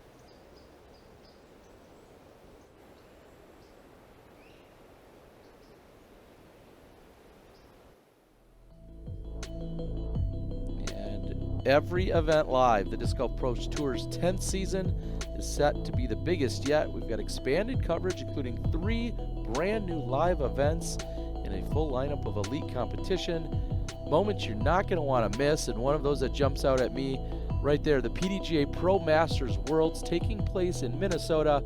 Perks, you're there with Mr. Minnesota, Cale Aviska. I'd love to hear what Cale thinks of Masters Worlds being in his backyard. Well, Cal, they want to hear your thoughts on the upcoming Masters World Championships in your backyard. Yeah, you know, couldn't be more excited about that. We playing the MP40 division at Blue Ribbon Pines and Composure. You know, some of the most classic Minnesota wooded courses. You know, Minnesota's got a lot to offer for disc golf, as most of you guys know, and the community is super excited about it. It'll be fun to battle these guys in the woods in my home courses. I'm really looking forward to it. Joe Revere, if you're out there, you got to come up north, baby. You got to play Dr. Smooth in the woods. Yeah, Joe knows. He's been sending me messages asking about the courses. He's already trying to do his homework, and that doesn't surprise me at all. He's the ultimate competitor. It'll be fun to have Germ up there.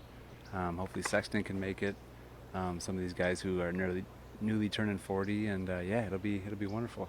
Yeah, looking forward to the DGN coverage of that. Thanks, Kel, and back to you guys in the booth. I appreciate the insight. It will be fun to watch Cale on, like you said, courses in his backyard. We're also excited that our final 3 holes of coverage today, brought to you by our friends at 1010 Disc, were commercial free thanks to 1010 Disc. If I'm Ezra Robinson and I see that shot by Anthony Barela, I start to believe just a little bit more.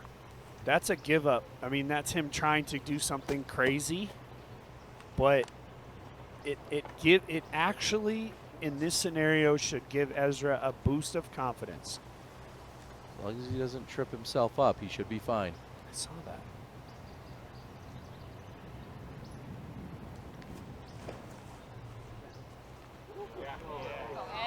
Wow. Wow. Come on.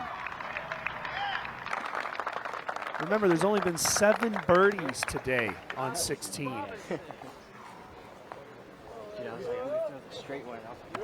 Somebody find that guy his hammer, because that might be the nail in the coffin. I love it, Terry. And what I love about this shot is that Ezra took the smaller gap. He went for it here. He really took advantage. You can see he almost tripped himself there, but you can kind of see the smaller gap, and he took it right at this pin.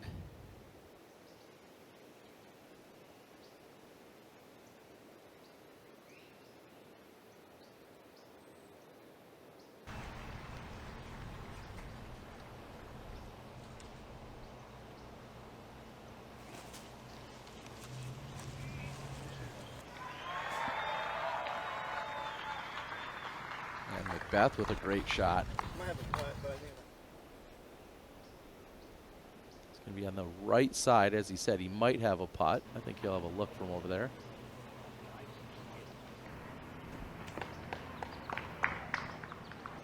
Ricky's going to walk away with a par.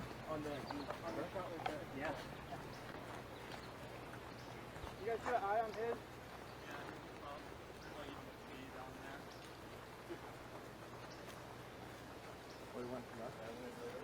Both Paul and Rick have to be thinking a little bit. I mean, there's the story. We're going to watch likely Ezra take this down, and I know they're good friends with AB as well, but Paul and Rick still are, they want to one-up each other to close this thing out. 100%. 100% those two both have something to play for here. And you can see the out-of-bounds line.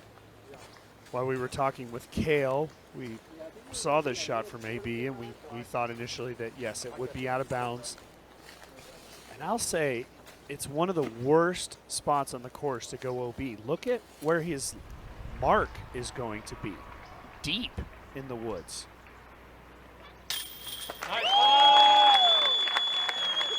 Gannon Burr closing out his tournament. Gannon in a tie for 12th at the moment. Yeah, it looks like Gannon will finish outside the top 10, which is something that he didn't do that often last year. He talks about that quite a bit and how he was hoping to win even more events this year than last year, and it's not going to start in Florida. He'll have to wait till he gets to Waco, where he's got a title to defend. Barela.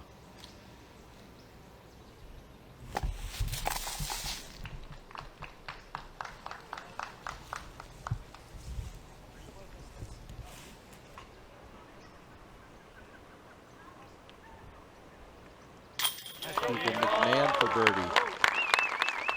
Currently tied with Gannon Burr for that 12th place spot. Ezra Robinson birdies the 16th. One more good tee shot on 17, and he can pretty much coast into the championship. Get a birdie on that one.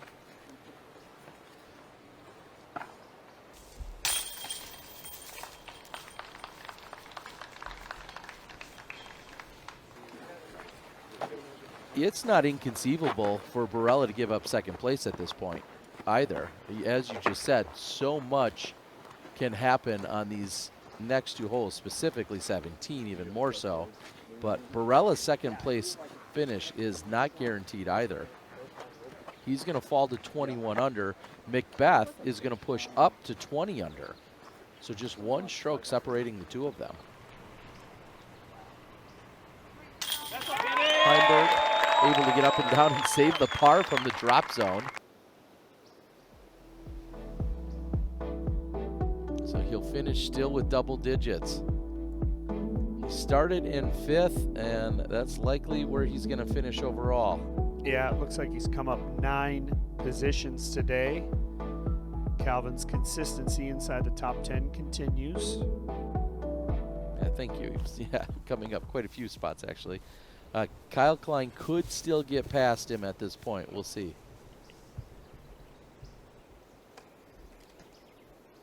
Come on.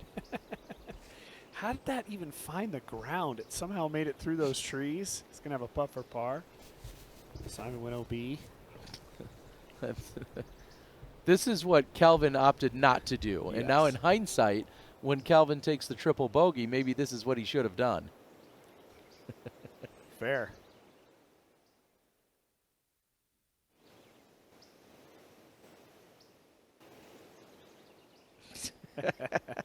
He could still save the par.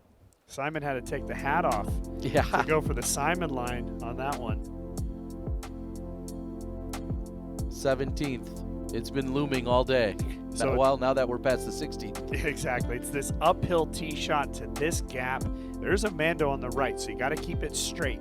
As you come up and over this hill, the landing zone is on the left over here. Everything we just flew over is all out of bounds. You got to find this small landing strip on the left, and then there's an OB line that runs the entire left side. So once you get it in bounds, it does not end there. You got to play your second shot.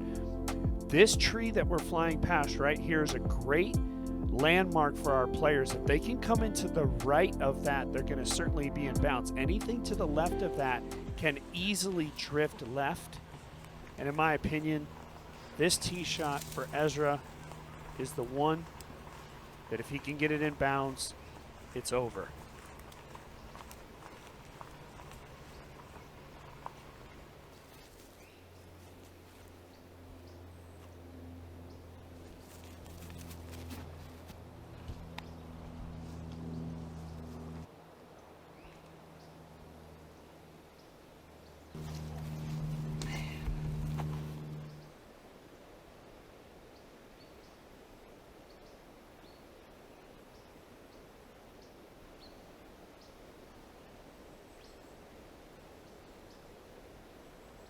Aerial coverage and shots provided all year long by FlightFactoryDiscs.com.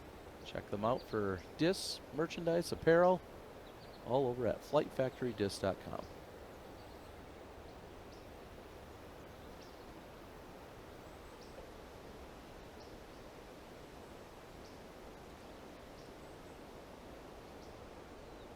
I mentioned earlier, Gannon Burr will have a title defense in a couple of weeks in Waco, and in those 2 weeks, for the first time ever, you can watch live DGN coverage on Jomez Pro on March 14th. Catch round 1 of Prodigy Presents the Waco Annual Charity Open on the Jomez Pro YouTube channel.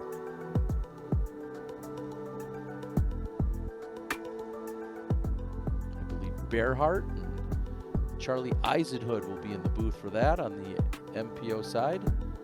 Bearheart and, Charlie and Des Redding possibly on the FPO side. So tune in.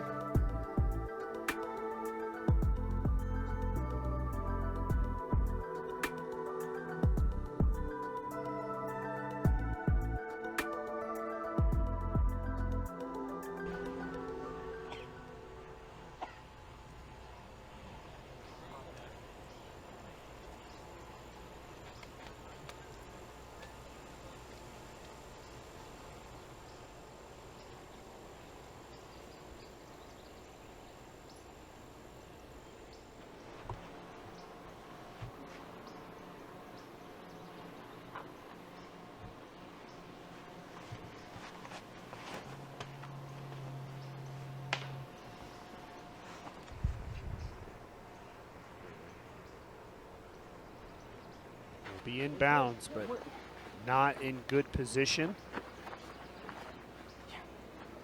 Can't start relaxing just yet. If you're Ezra Robinson, a lot of danger upcoming.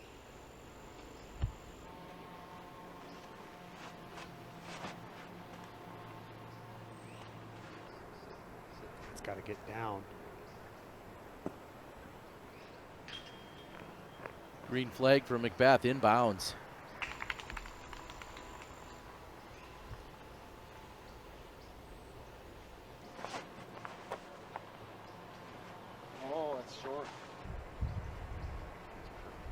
it's not. No, it's perfect. It's perfect. That is the ultra aggressive line, and Ricky's going to be paid off. Again, the small battle between Paul and Rick. Paul one ahead of Ricky, but Ricky in great position here. AB just one ahead of McBeth at the moment. And their shots will be pretty close to each other.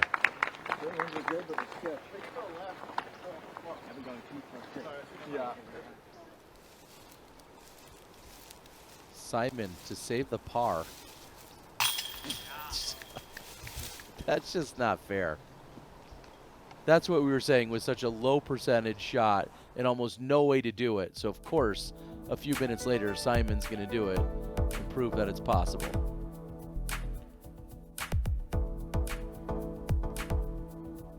Top 44 make it into the cash. So Eric Oakley, Nicola Castro, Jaden Ryan, Ezra Aderhold, all in, just barely missing cash. Ulibarri, Bradley Williams, Antala. Wow. Just tells you how difficult the competition is out here week in and week out. Those are some of our top players that have won Pro Tour events before. Not cashing this weekend. Does footing look okay? Just needs to get it inbounds. See the spotter, anything just to the right of him and short is great. It's going to be left of that, actually. That is going to make for a very challenging third. And in this case, he's still going to be out. So he's going to have to throw next. It is inbounds. And if I'm Ezra Robinson, I'm almost willing to take a bogey here. Just play it as straight as you can. Try to throw up by that tree that I was mentioning on the flyover. Don't do what Calvin did and leave it short and left.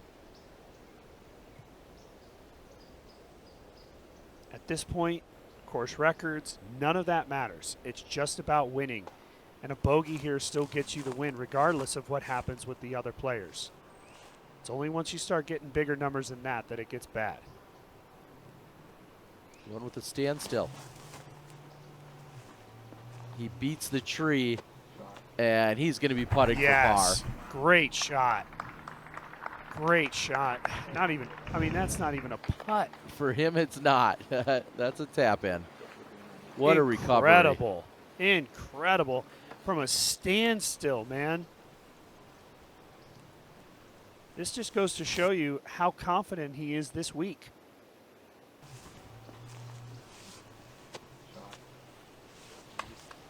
Wow. That's jaw-dropping right there. That is jaw-dropping.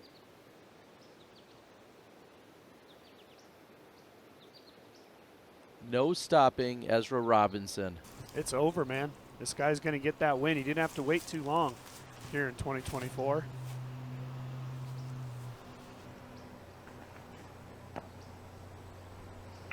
Short, but still makeable for McBeth.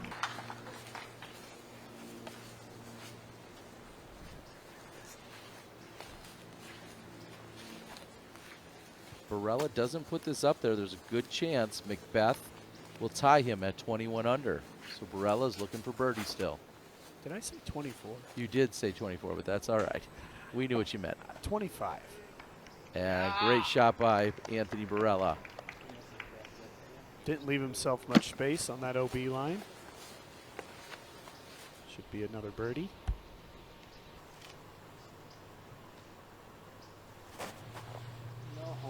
Rick's the only one we see go to this sidearm. He's trying to avoid the OB left, but it's a very difficult shot, and he's missed it big time.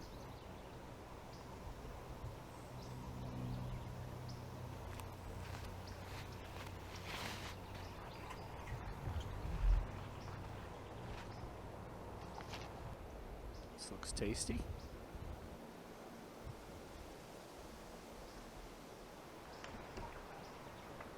Well, earlier I said that Des would be in the booth, but specifically for Waco, it's going to be Juliana Corver on the FPO side. So I want to make sure I correct that.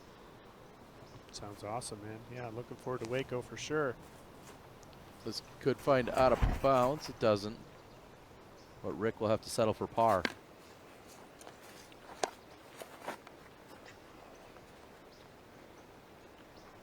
Rick started the day in 4th, and that's likely how things are shaking out unless something crazy happens on the 18th.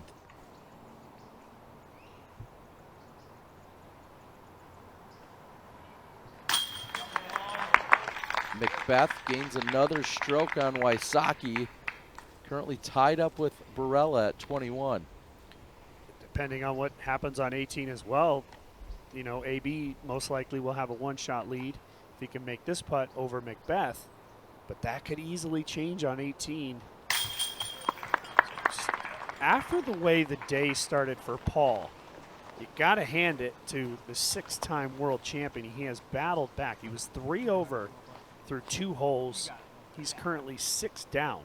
So he's picked up 9 birdies since hole 3.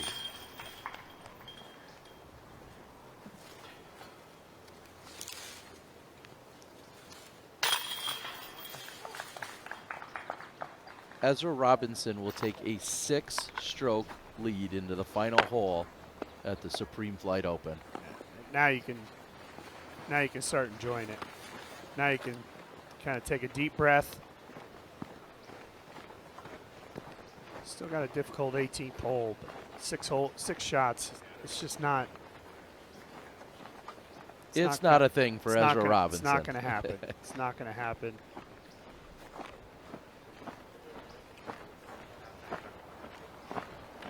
All the conversation in the offseason about Ezra switching manufacturers. He really committed hard. He went out to New Zealand, competed in their tour, did not pick up a win. I think a lot of people were very surprised about that, considering that he was the highest rated player on that tour. That being said, he's come back here stateside, and he's going to earn himself a Pro Tour championship. Yeah, he finished runner-up 3 times out of 4 events in New Zealand. And I believe a couple of those were even playoffs.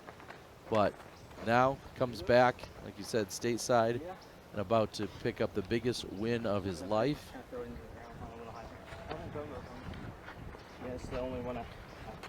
I'll never forget that moment when Isaac won the Champions Cup, and Ezra was right there. And today, the reverse is going to happen.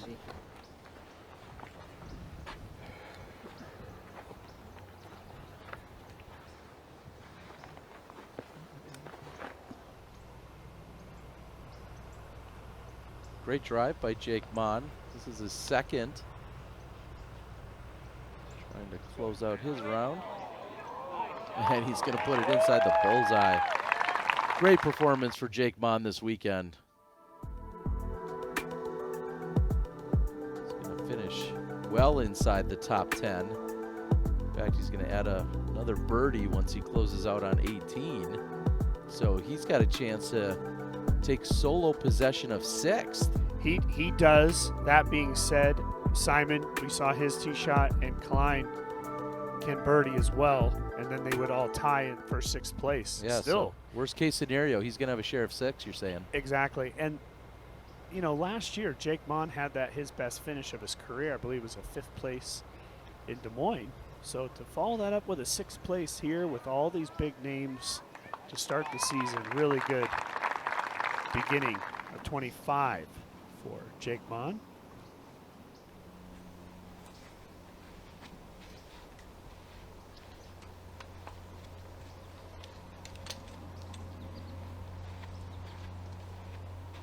Final hole of the tournament, Paul McBeth ready to go.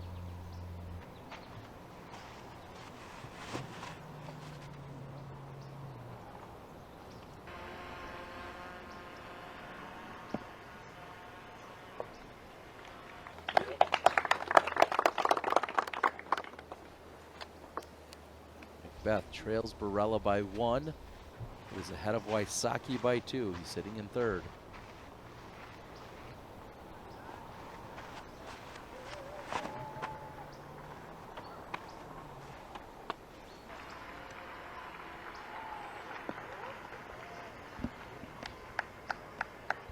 Anthony Barela will not defend his title, but he's looking for a second place finish.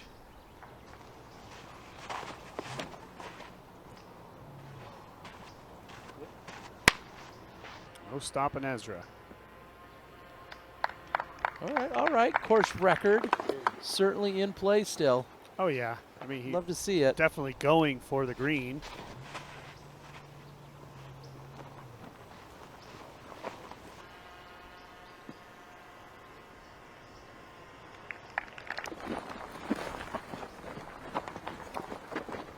Four for 4 with great shots coming from our lead card. Everyone will have no problems going after the green.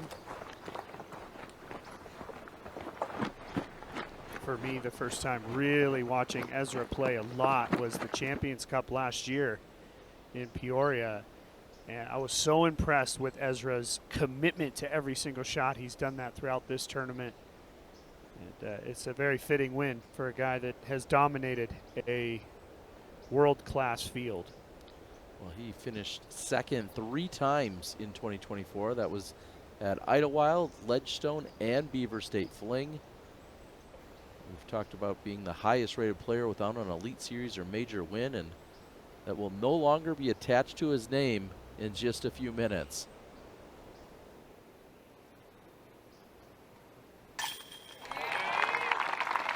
Oh, Klein closes out with a birdie.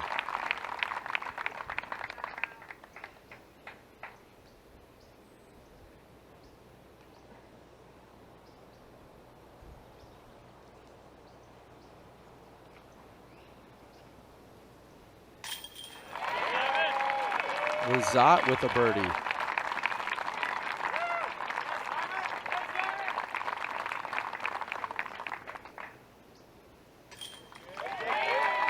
Jake Mon with birdie as Chris Dickerson taps in.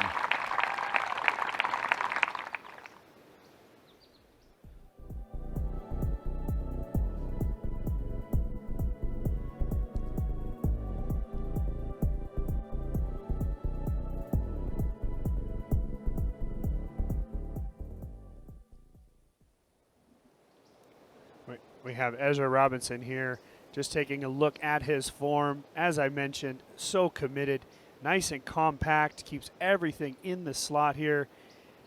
It's really just a classic disc golf throw. I mean, nothing unique or different about Ezra's throw, but the one thing I've always attributed to Ezra Robinson is commitment. And you can see full commitment here, throwing down the hill on 18. Everything perfectly in the power slot. Well, and our form breakdown is brought to us by our friends at Disc Golf Deals USA with pictures and scaled weights of every disc and same-day shipping and rewards on every purchase. Head on over to discgolfdeals.com. Give him the course record. Course record, a title. This may be the best day of Ezra Robinson's life. Certainly sporting-wise.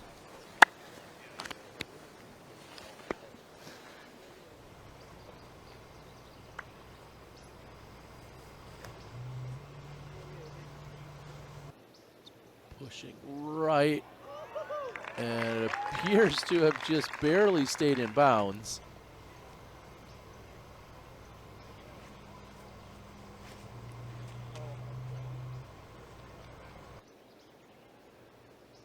AB also just barely in bounds. Depending on what McBeth does, AB will be forced to make that putt. He's been hustling around all weekend, so I need parting shots from none other than Nate Perkins. Nate, anything before you head over to interview the champ? No, I don't know. Well, maybe he got back up. Oh, I mean, there's not too many people out there that are hard to root for, but Ezra's just one of those guys that we knew it was coming. We knew it was just a matter of time, but he's such an easy guy to root for. So youthful, so jovial, and the Peach Pirates here. This is awesome.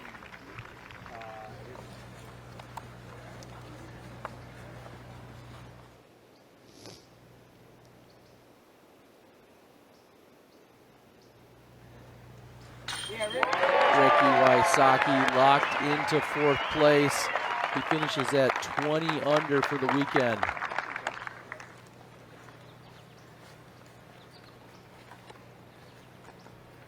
Barela for solo 2nd place.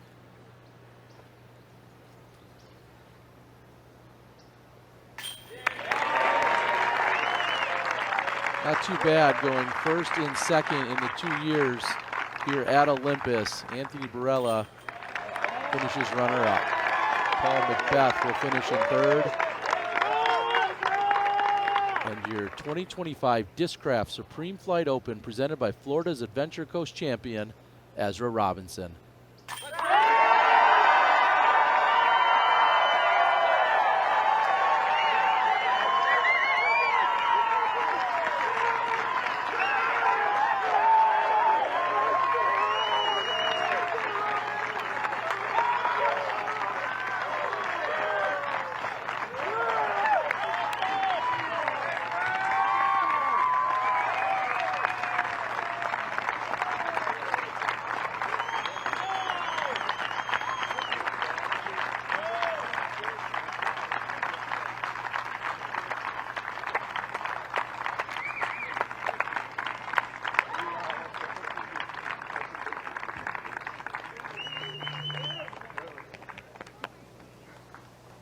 Ladies and gentlemen, on behalf of Florida's Adventure Coast and Discraft, your 2025 Supreme Flight Open champion and first-time Elite Series winner, Ezra Robinson.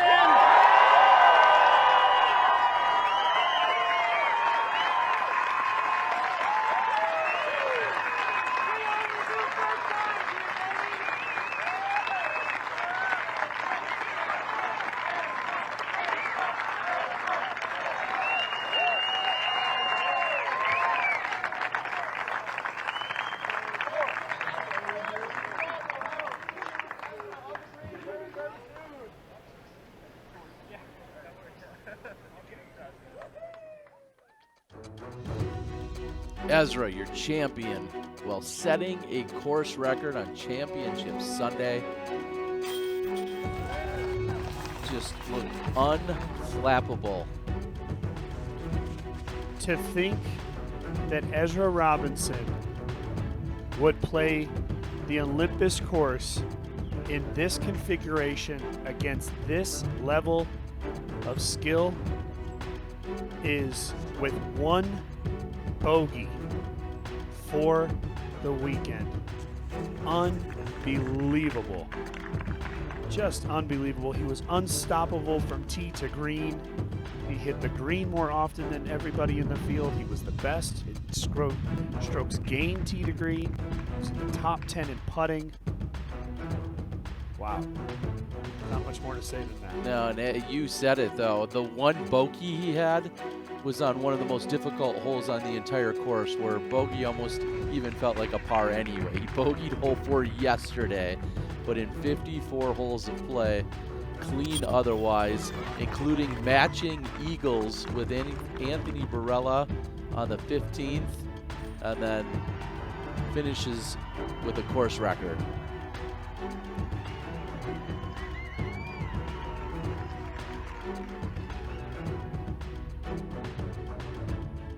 Brother right there to embrace him.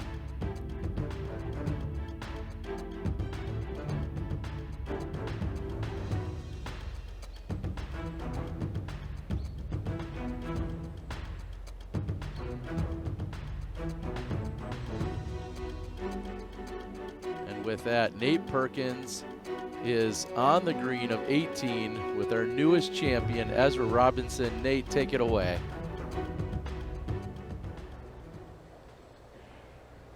We all knew it was just a matter of time, Ezra.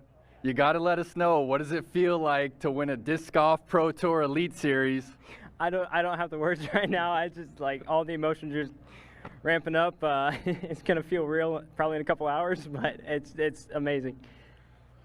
Course record, you beat the field by 6.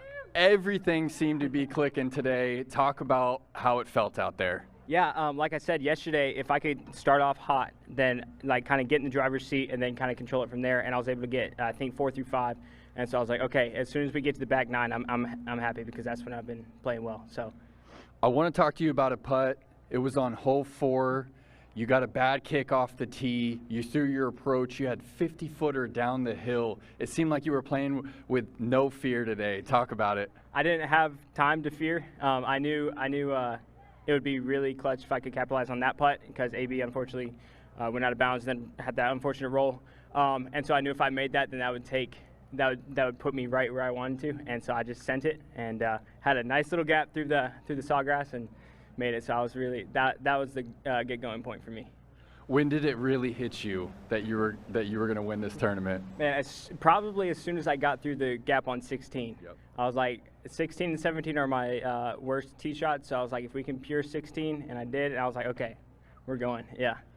I'll never forget when Isaac won at the Champions Cup, and you were right there. I mean, you were in tears then. I mean, what is it like for your friends to just gather around you, for your older brother to be here to celebrate with you? Oh my gosh, it's a dream come true. As soon as he won his first, I think in Idlewild, I was like, I want him to be there for me one day, and it's so cool to have a sibling to compete with, to practice with throughout the week, and just like spurring each other forward, and so it's unreal.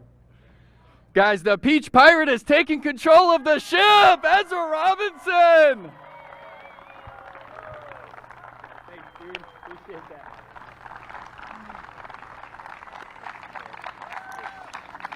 Good. We're good. Thank you, guys. Ezra, let me grab you. Yeah, absolutely. I need this.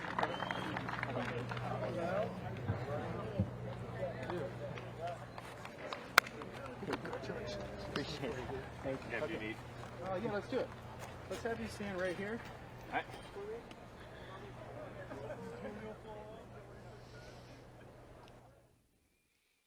Congratulations to Ezra Robinson, a well-earned victory.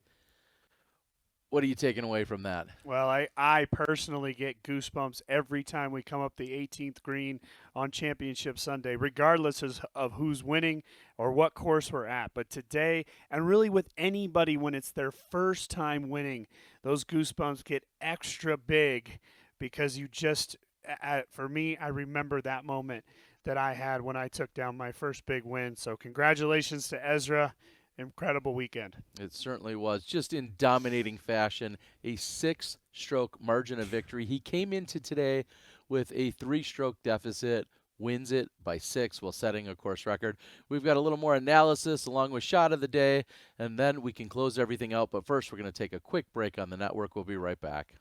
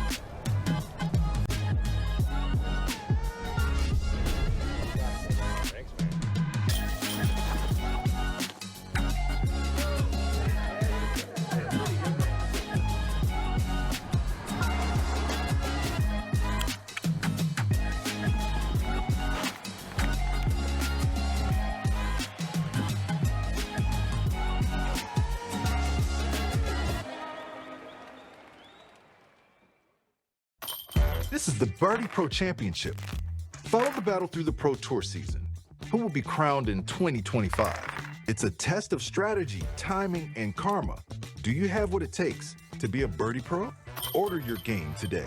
Ledgestone is back for the 2025 season and ready to blaze new trails in the world of disc golf. Our team is dedicated to bringing the best experience to our spectators, players, and volunteers. For more information, visit ledgestoneevents.com. Great news! UPlay and the PDGA share a mission to provide education and support for healthier lifestyles through the sport of disc golf. By joining the PDGA, your membership dollars are directly at work for these amazing programs, introducing and producing disc golf players all over the world. Support our programs by joining the PDGA or donating here. My relationship with Suka, it's just like a family. Sometimes they just surprise send me things I'm not even know. When I arrive home, boom, the box. Such a great product, and Zuka's always there for me whenever I need anything. After every tournament, I get a call. No matter the results, they're always there supporting me. They have so many different things that can be a solution for a disc golfer. That was really one of the main reasons why we partnered, is because I wanted the best of the best. How do they know I want that? I'm like, duh, that's how the family thinking about you.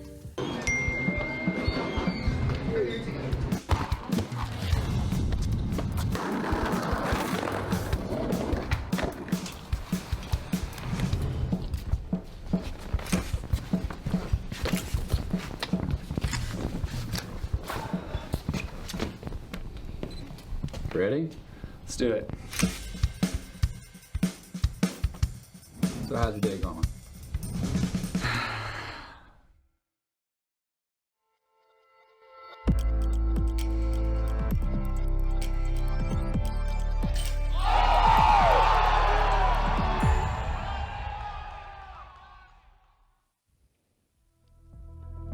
Welcome into Tournament Central.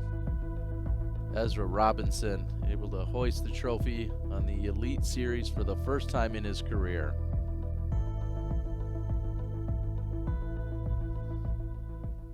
As we said, just dominant fashion. There's a few stats and details that jumped out at you. I've got my own stat in my back pocket I'm going to share or question you with, but what were you seeing out there? What were those keys to success? Well, first of all, I think it means the world to Ezra Robinson what happened. You saw how he reacted there. I mean, eyes were closed when he was lifting that trophy. The tears started flowing very quickly for him. I mean, what an incredible day. As the day started and as yesterday ended, a lot of the conversation was about Paul and Ricky making that lead card, Anthony Barela in dominant fashion up to that point, AB trying to defend here. And what does Ezra Robinson do? He comes out and makes it about him, and not just in a roundabout way. He did it with convincing statements, great tee shots, out of position birdies. That one on 4, which Perkins brought up in the interview. Wow. I mean, that right there, that just tells AB, who was taking a triple, by the way, this guy's not going anywhere, and you're going to have to do something special to beat him. It turned out to be one of the more dominant victories that we've seen in recent history. So statistically, it's what you would imagine. Number 1 in birdie rates. He only had the 1 bogey, but really it's those tee to green stats, hitting all those fairways. He was the number 1 in Circle 2 in regulation. You cannot beat somebody like Ezra, who is such a good putter when he's like that, tee to green. Yeah, and he really just had control all day long today. One thing that I found was interesting is there were 3 bogey-free rounds in the entire field on Championship Sunday. 2 of them were on our lead card. It was Ezra Robinson and Ricky Wysocki. They managed to go bogey-free. Lots of good golf out there, but those 2 went bogey-free on the same cards, so we were in for a treat. You want to take a wild stab at who had the other bogey-free round? I'll give you a hint. Austin He's brothers Turner? with the winner. Oh, Isaac. Yes. Yeah, we saw his scorecard. Isn't that crazy? Wow. That of all the competitors out there, that's crazy. Ezra and Isaac, 2 of the 3 bogey-free rounds today. That just shows you how good they both are. And Isaac, like you said, right there to embrace his brother and celebrate the victory with him. It was absolutely amazing. Congratulations. This is going to make Anthony Barela that much stronger, as we know. He learned some lessons today. He played so great over the first 2 rounds and then tripped up at the end. But we know that Anthony Barela has more titles to defend throughout the rest of this year. So we'll see how he battles back. And just having both Ricky and Paul, who finished, 3rd and 4th or 4th and 3rd respectively, having them back and battling was a lot of fun this weekend. So plenty of stories, plenty of great takeaways overall for the weekend. So, that means just one last thing. Our final OTB, only the best shot of the day. There's got to be a ton of candidates for you. Obviously, it's going to be an Ezra Robinson shot. That makes sense. In my opinion, it should be. The guy won the tournament. And I wasn't quite sure which one I was going to go with until Perkins talked about that putt on 4, because that happened so early. But just the circumstances, the fact that he took that left side, which we've seen nobody go over there and make birdie, and also AB was on his triple bogey, that putt, huge statement to the field, but more importantly to Ezra. It's got to be the shot of the day to me. Well, Ezra talked about how 16 was so crucial to him, so that could easily be a candidate. I liked even just the moment before that. He followed up Anthony Barela's eagle putt on 15, saying, hey, we're getting close, but I'm not going to give you any wiggle room here. And he answered with an eagle of his own. So I love that one as well. Maybe not magical, but I think what it meant was so important. Well, I think the magic had sort of gone away a little bit because he was being so dominant at that point. True. But that eagle for somebody like Ezra, who he has power, but to match that with pure just accuracy, and he was even closer to the basket than AB, I think says a lot too. It certainly does. Well, let's roll it one final time this weekend. Our OTB, only the best shot of the day.